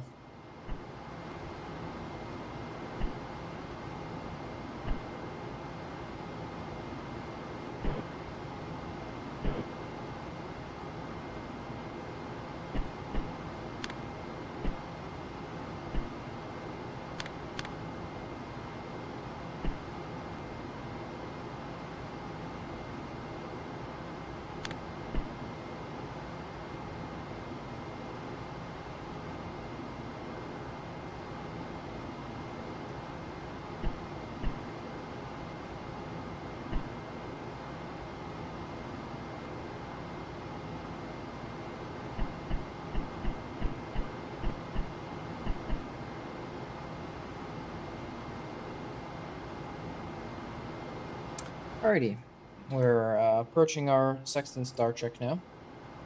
0 switch off to CMC. Verb 41, noun 91, enter.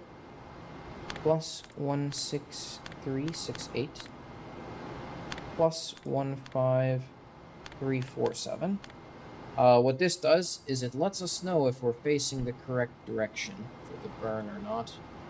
Unfortunately, the mission control can't calculate a sextant star that won't intersect Earth on these Earth orbit only missions, just because, well, they don't actually know where Earth is, only the computer does. So they can't calculate a proper star check. Sometimes it works and sometimes it doesn't in these Earth orbit only missions. But they always work with the moon missions, so it's never an issue.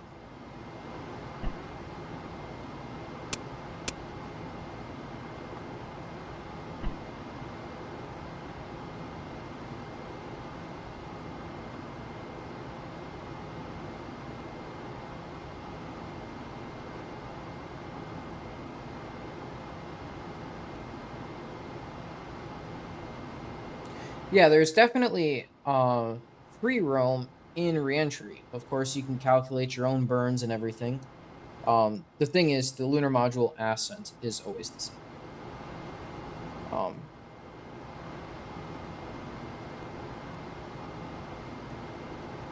It does depend on your PDI, but from the PDI up, it's always the same, pretty much. At least it was. There was once upon a time where you didn't even need to do the landing point designator.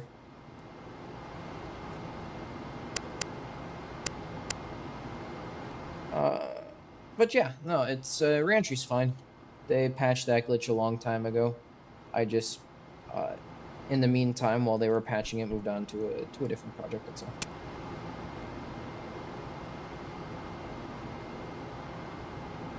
So 6, 12, 22, 20. So 16. That goes 16. 55.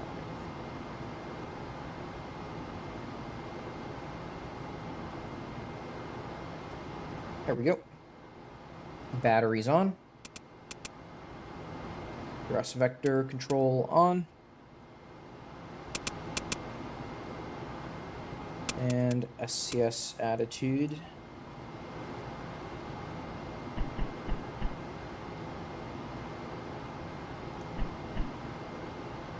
Pitch 1, yaw 1.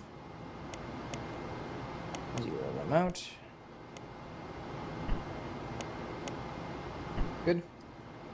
Clockwise, and we have no manual thrust control. Good. See, pitch 2, yaw 2. Start. Minus.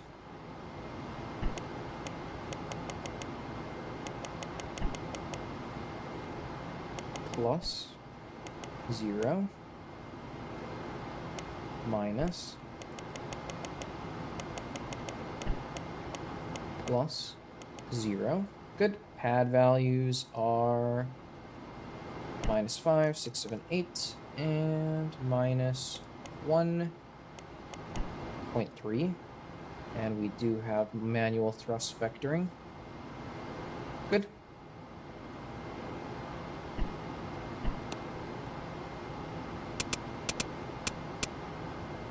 And transferring control back to program 40. In attitude. And gimbal check.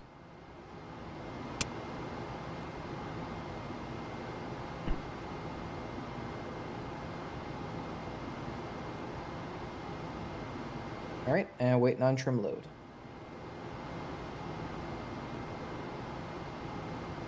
Yeah, this sim is very realistic. There was one time when I was landing and I needed to abort because I exceeded my H dot for whatever reason. I hadn't even gone to auto mode at that point, but I guess just maybe a lag spike or something happened and it temporarily shut down the navigation.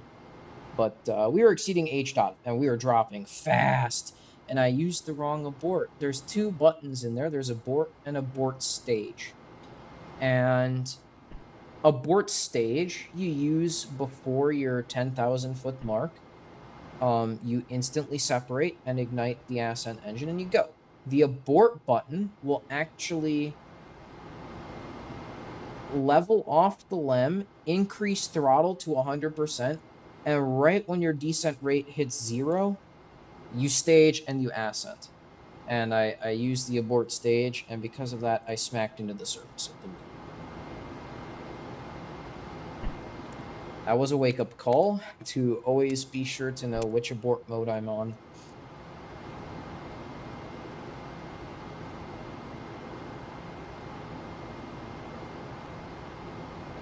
Alrighty, SCS thrusting, T-minus 1 minute, TVC's in auto, ready for disky blank.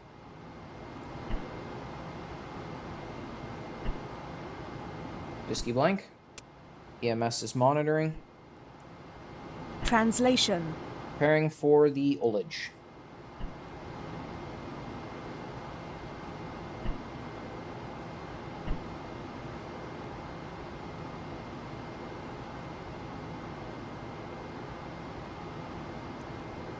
Twelve, 11, 10, 9, 8, 7, 6, 5. Ullages go. Proceed. 2, 1. Thrust on.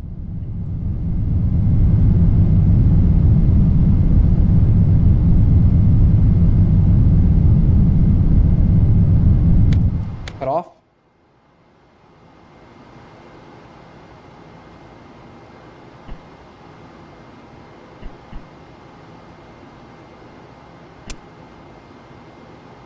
Right. Gimbal motors off. The SCS held that absolutely perfectly. How are the residuals? Rotation. Really good. Translation. So we just need to go aft a few.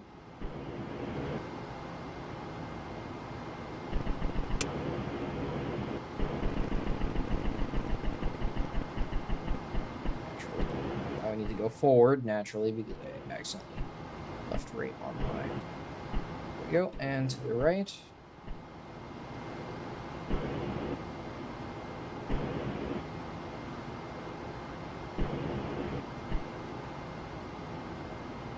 And down.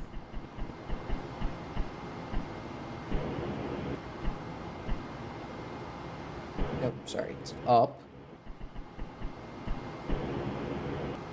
Forget the up-down axis is inverted. There we go. And just a little forward and a little left. Not to register on the computer, but we know that.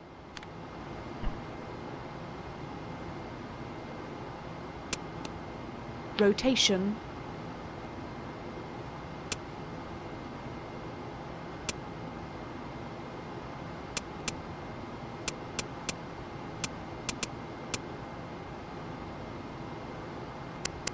Yeah, that was pretty fun. And yes, it was terrifying, especially the part where when you smack into it and it goes with the big alarm noise. It goes brr, brr, brr, because NASP has a very annoying alarm letting you know when your crew dies.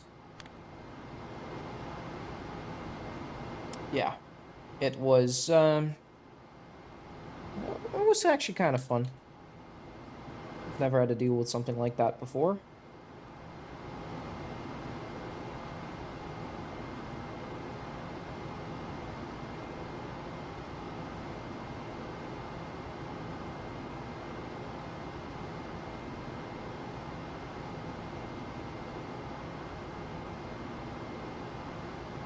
Yeah, perfect burn. It was a really good burn. It was fantastic.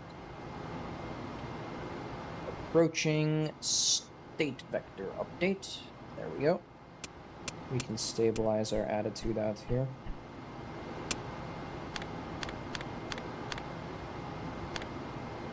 This is one of the things I wish reentry had. This would be awesome.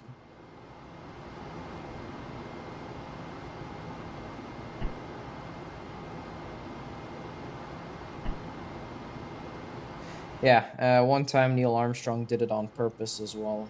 This type of thing where he didn't abort because he wanted to see if Mission Control would call the abort.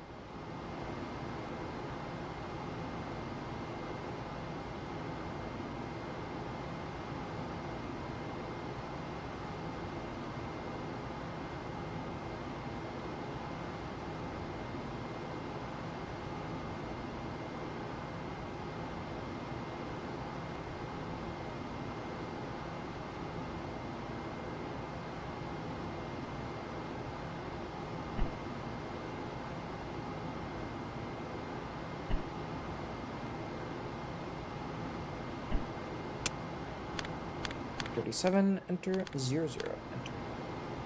Now we'll do that nav check after uplink. There we go. And nav check. Time for that is 240 hours, 50 minutes, and 0.95 seconds. And it should spit us out with 1670, 94.99, and 88 cents. 16, that's close enough.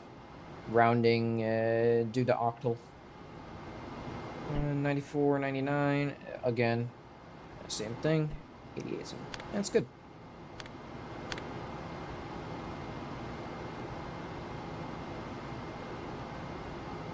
Now we just need to do a battery charge.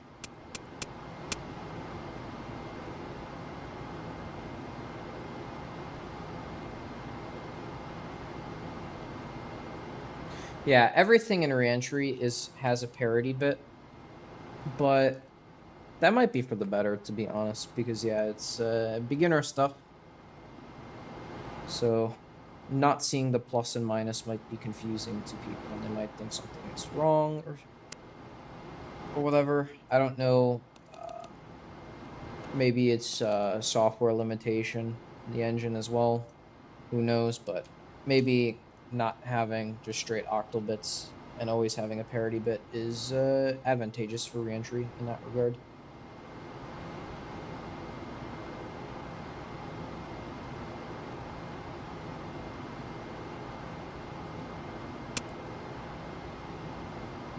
All right, let's power down.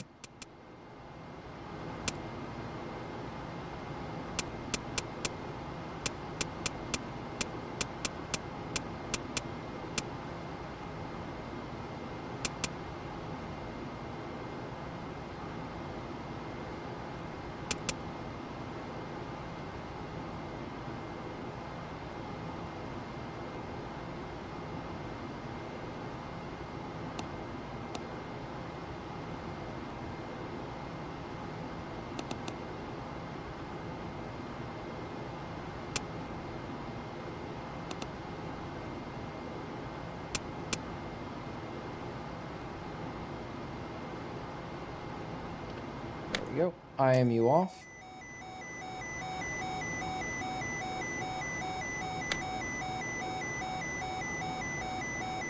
Yeah, I like reentry. Reentry's been with me through very tough times, and it's gotten my life on track for the better. I absolutely would not be where I am without reentry. And so it's always got a special place in my heart. Now, absolutely, I come by and I play every once in a while for every update they push out. I'm always posting new bug reports, and every update I check it out, and for the love of all, there we go. I haven't played much recently outside of the campaign videos that I've done, and I can't say I want to because they just announced Apollo 13, Apollo Skylab, and Space Shuttle, and it's like, well, I don't want to spoil the fun, right? I don't want to like get tired of reentry and go back to what I do best by the time those things are released.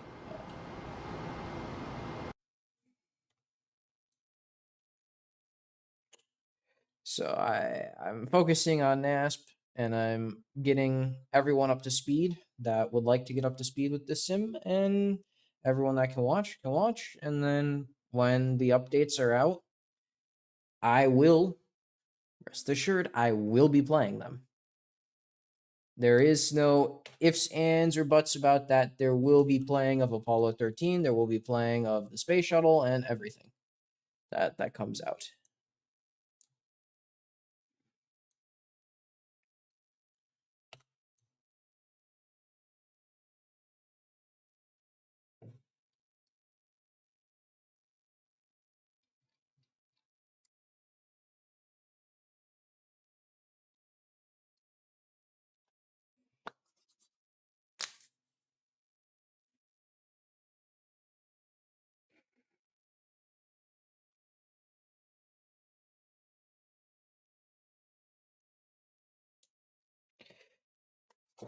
Terminate battery charge is coming up. Then we get another redundant component check, another H2 purge, and it's cabin cold soak. Cabin cold soak. That is going to be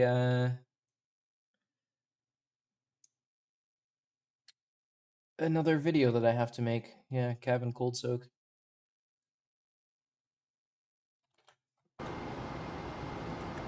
Okay, so battery charger off.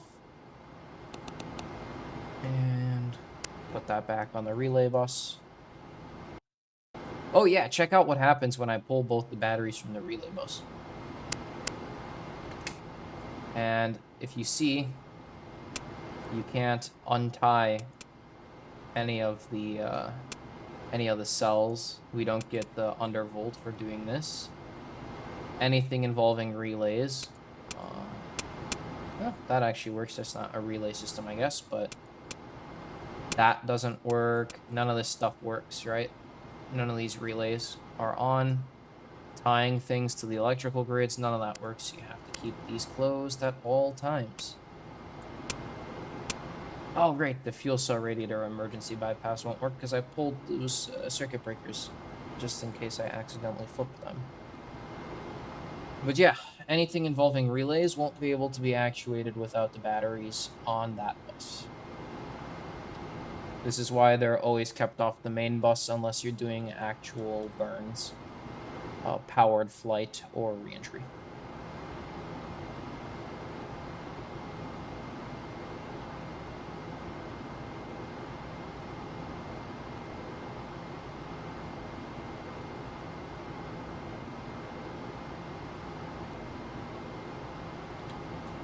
Okay, ECS redundant component check. So we switch to the other suit compressor.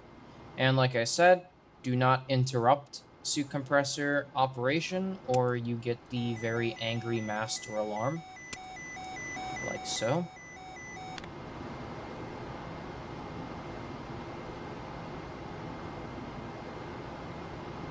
Yeah, so when you switch, always power one on, then take the other off. Power one on, take the other off. Like so. Now we do the checkout of the O2 regulation system. And that registered. Good. And that registers. Good.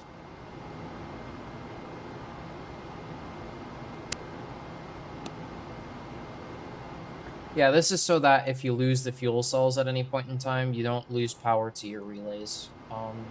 This is a possibility in the LEM for you to accidentally do, and it sucks because if you do that, you're dead. If you have the Ascent ECA control circuit breakers open, or you stage and you disconnect the descent power and you don't have power anymore to tie your Ascent batteries, if you forget to do that, that's it, you're dead.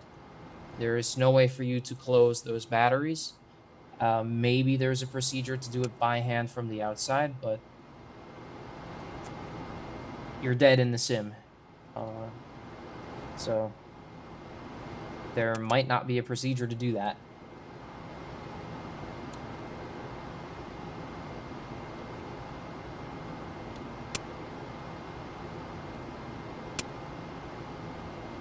Pump run down, there we go. Now we get the H2 purge.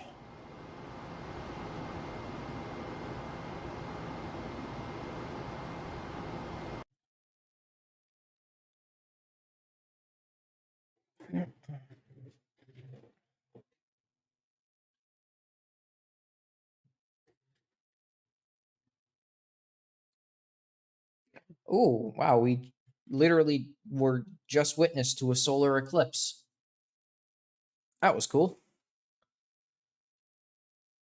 Yes, I will be teaching stuff about the LEM. This is why I inquired about skipping to Apollo 11 right away, or if you guys did want me to follow through 7, then 8, then 9, then 10, then 11. Because if that's the case, there's a lot of stuff that's not going to be covered right away. It will take more time, so...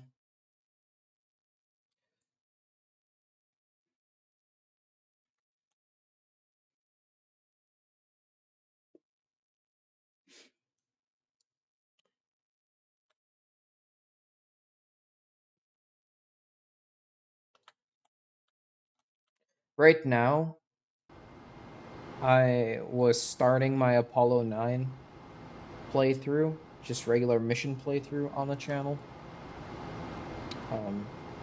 So that's what I've been up to.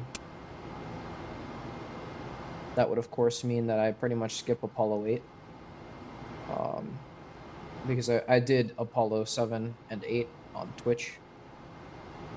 So I went right into 9 on YouTube.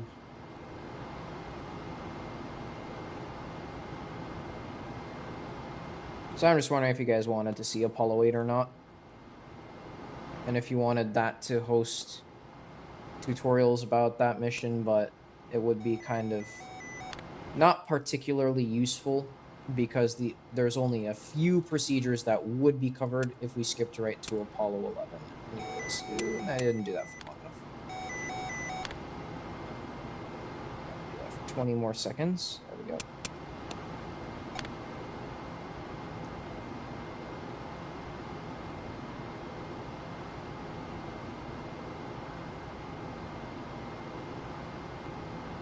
Yeah, that's true.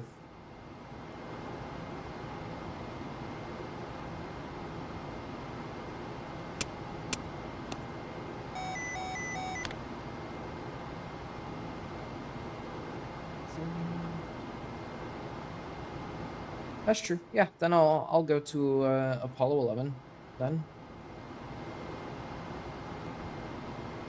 Or at the bare minimum, Apollo 9.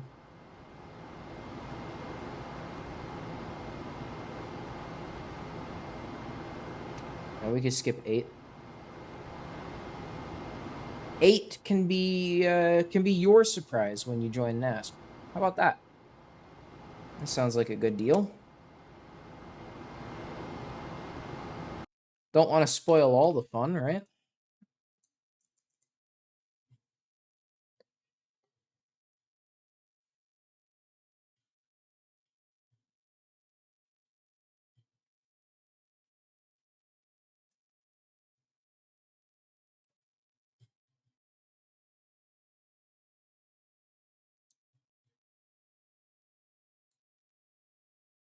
Okay, cabin cold soak and coming home.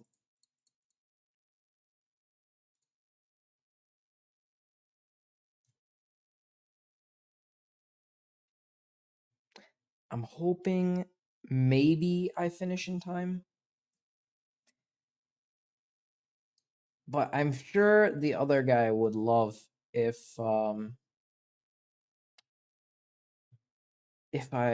did this live, so that he can watch at the same time. So maybe I stop. Up to you.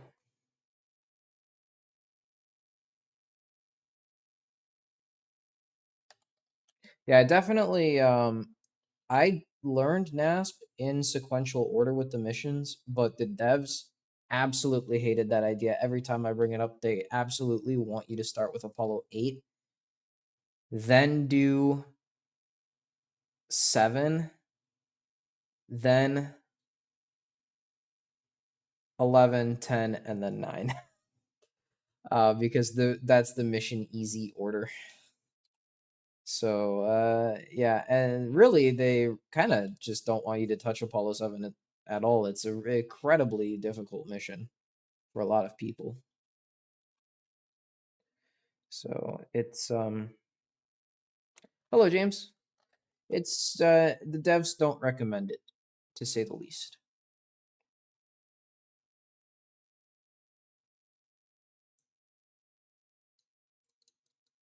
You would say wait for the other guy to come back. He's going to work, so most likely this will have to be postponed to tomorrow, but there's no guarantee that he will be here tomorrow.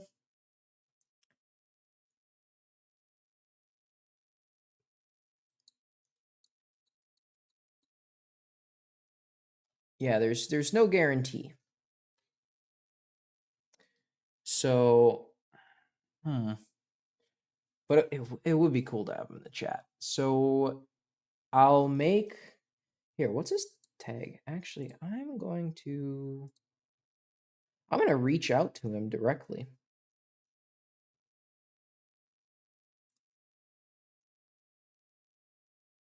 How about that?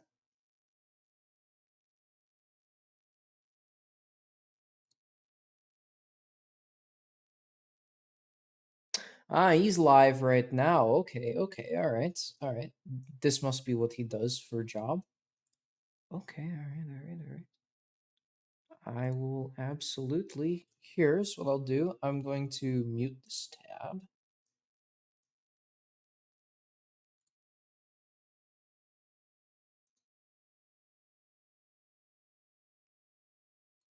And I'll load it in.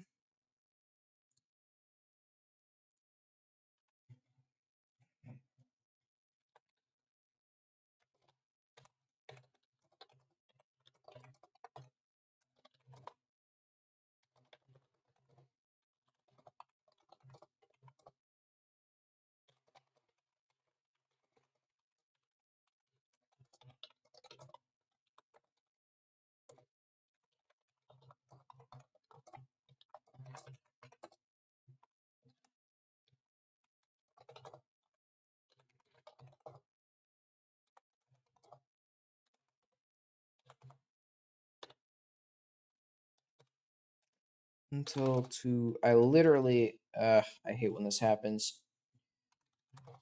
I've been speaking German so much that I can't remember how to spell tomorrow. There we go.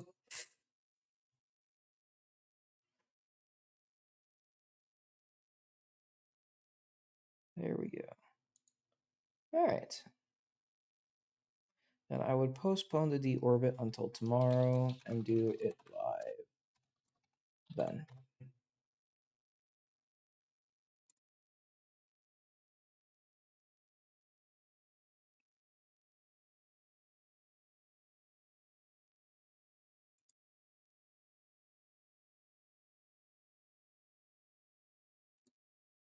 Let's see what he says.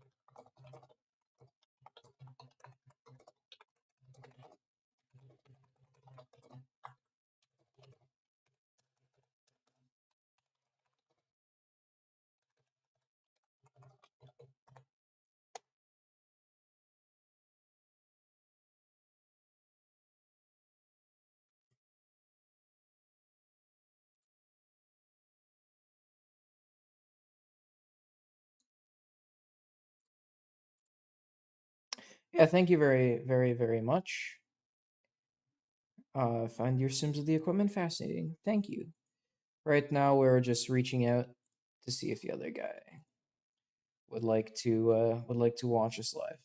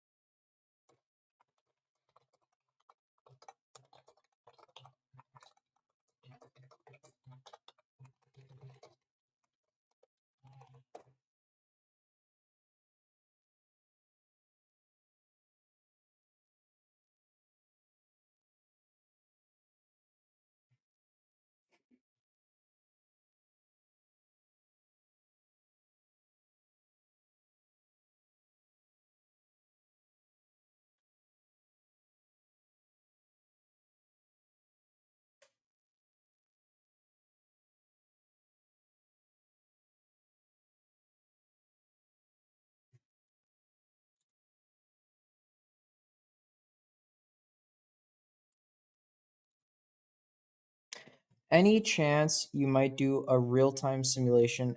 Absolutely not. I have I have 2 jobs and university, so I would love to do what Turi does and make money for it, but there is not a day in my life that will probably ever happen. But that would be a dream come true.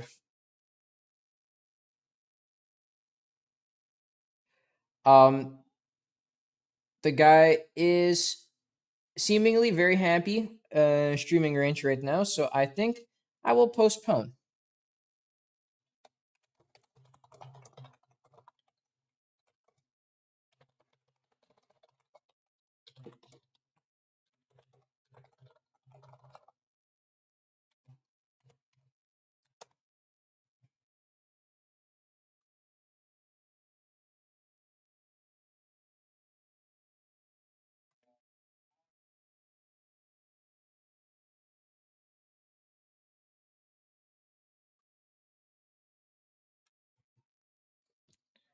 All right, so then I'll make the call. We're going to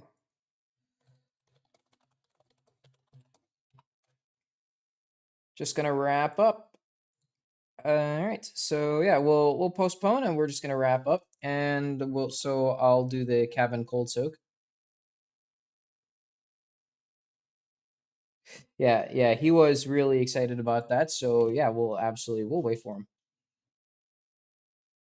We'll do the cabin cold soak, just to get that tutorial out of the way, and that is literally the last tutorial aside from the deorbit and reentry itself that we need to do.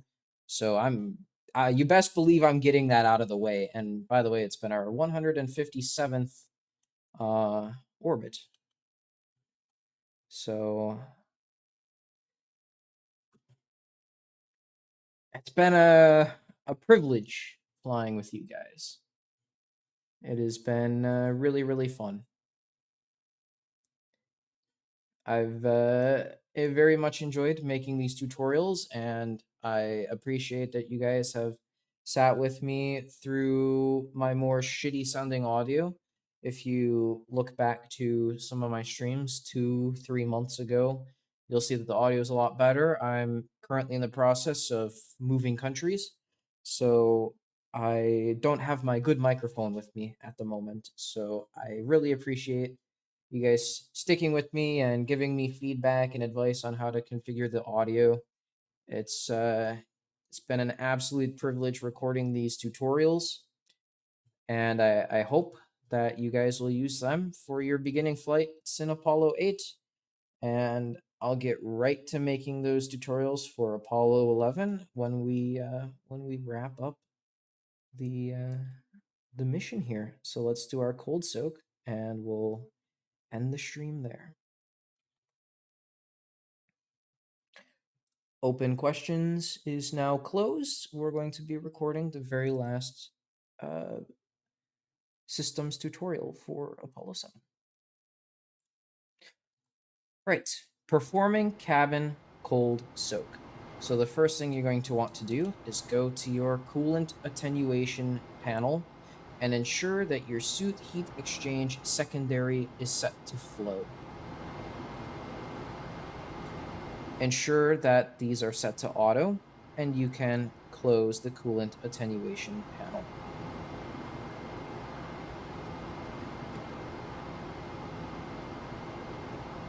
Now we need to take the secondary cabin temperature controller offline.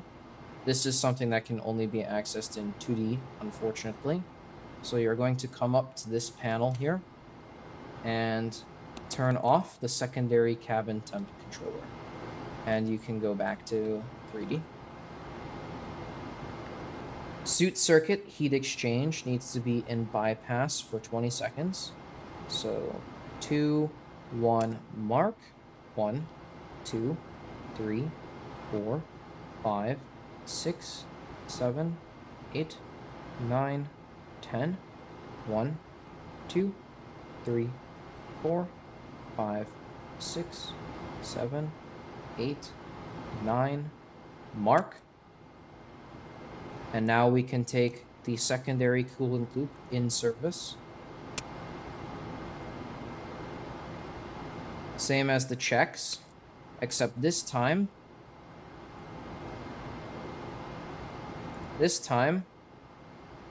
we need to ensure that the temperature is between 40 and 50.5 degrees after a few minutes of operation. And if the steam pressure is greater than 0.16, we're not boiling. We need to be 0.1 to 0.1.5. So about from here to here. If not, we're not boiling.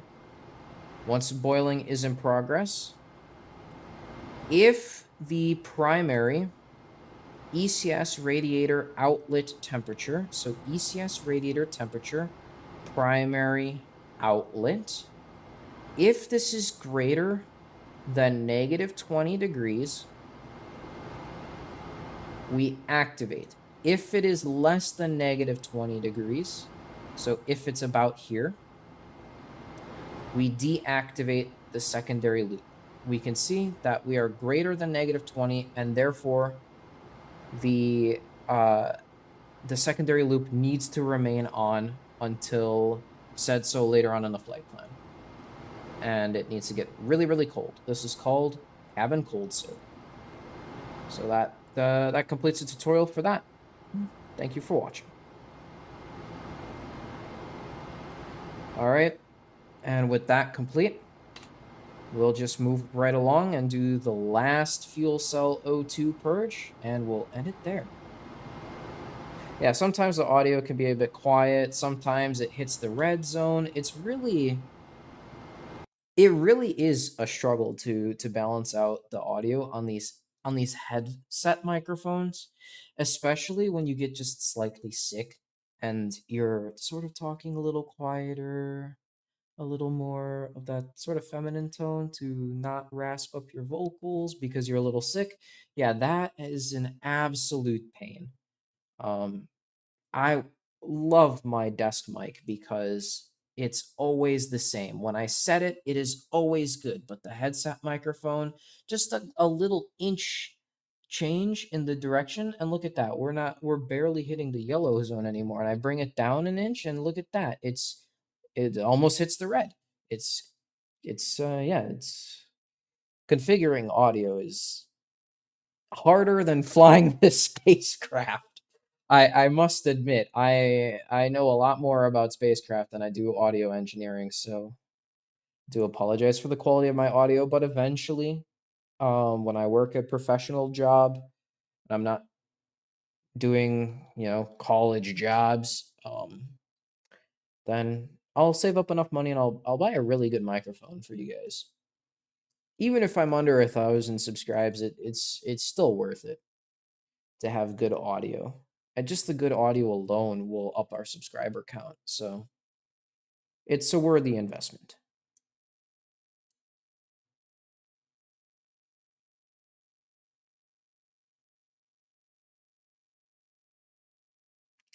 So yep, while we're drifting along to that purge, let's do cabin cold soak. There we go. And that would be the last video I need to upload.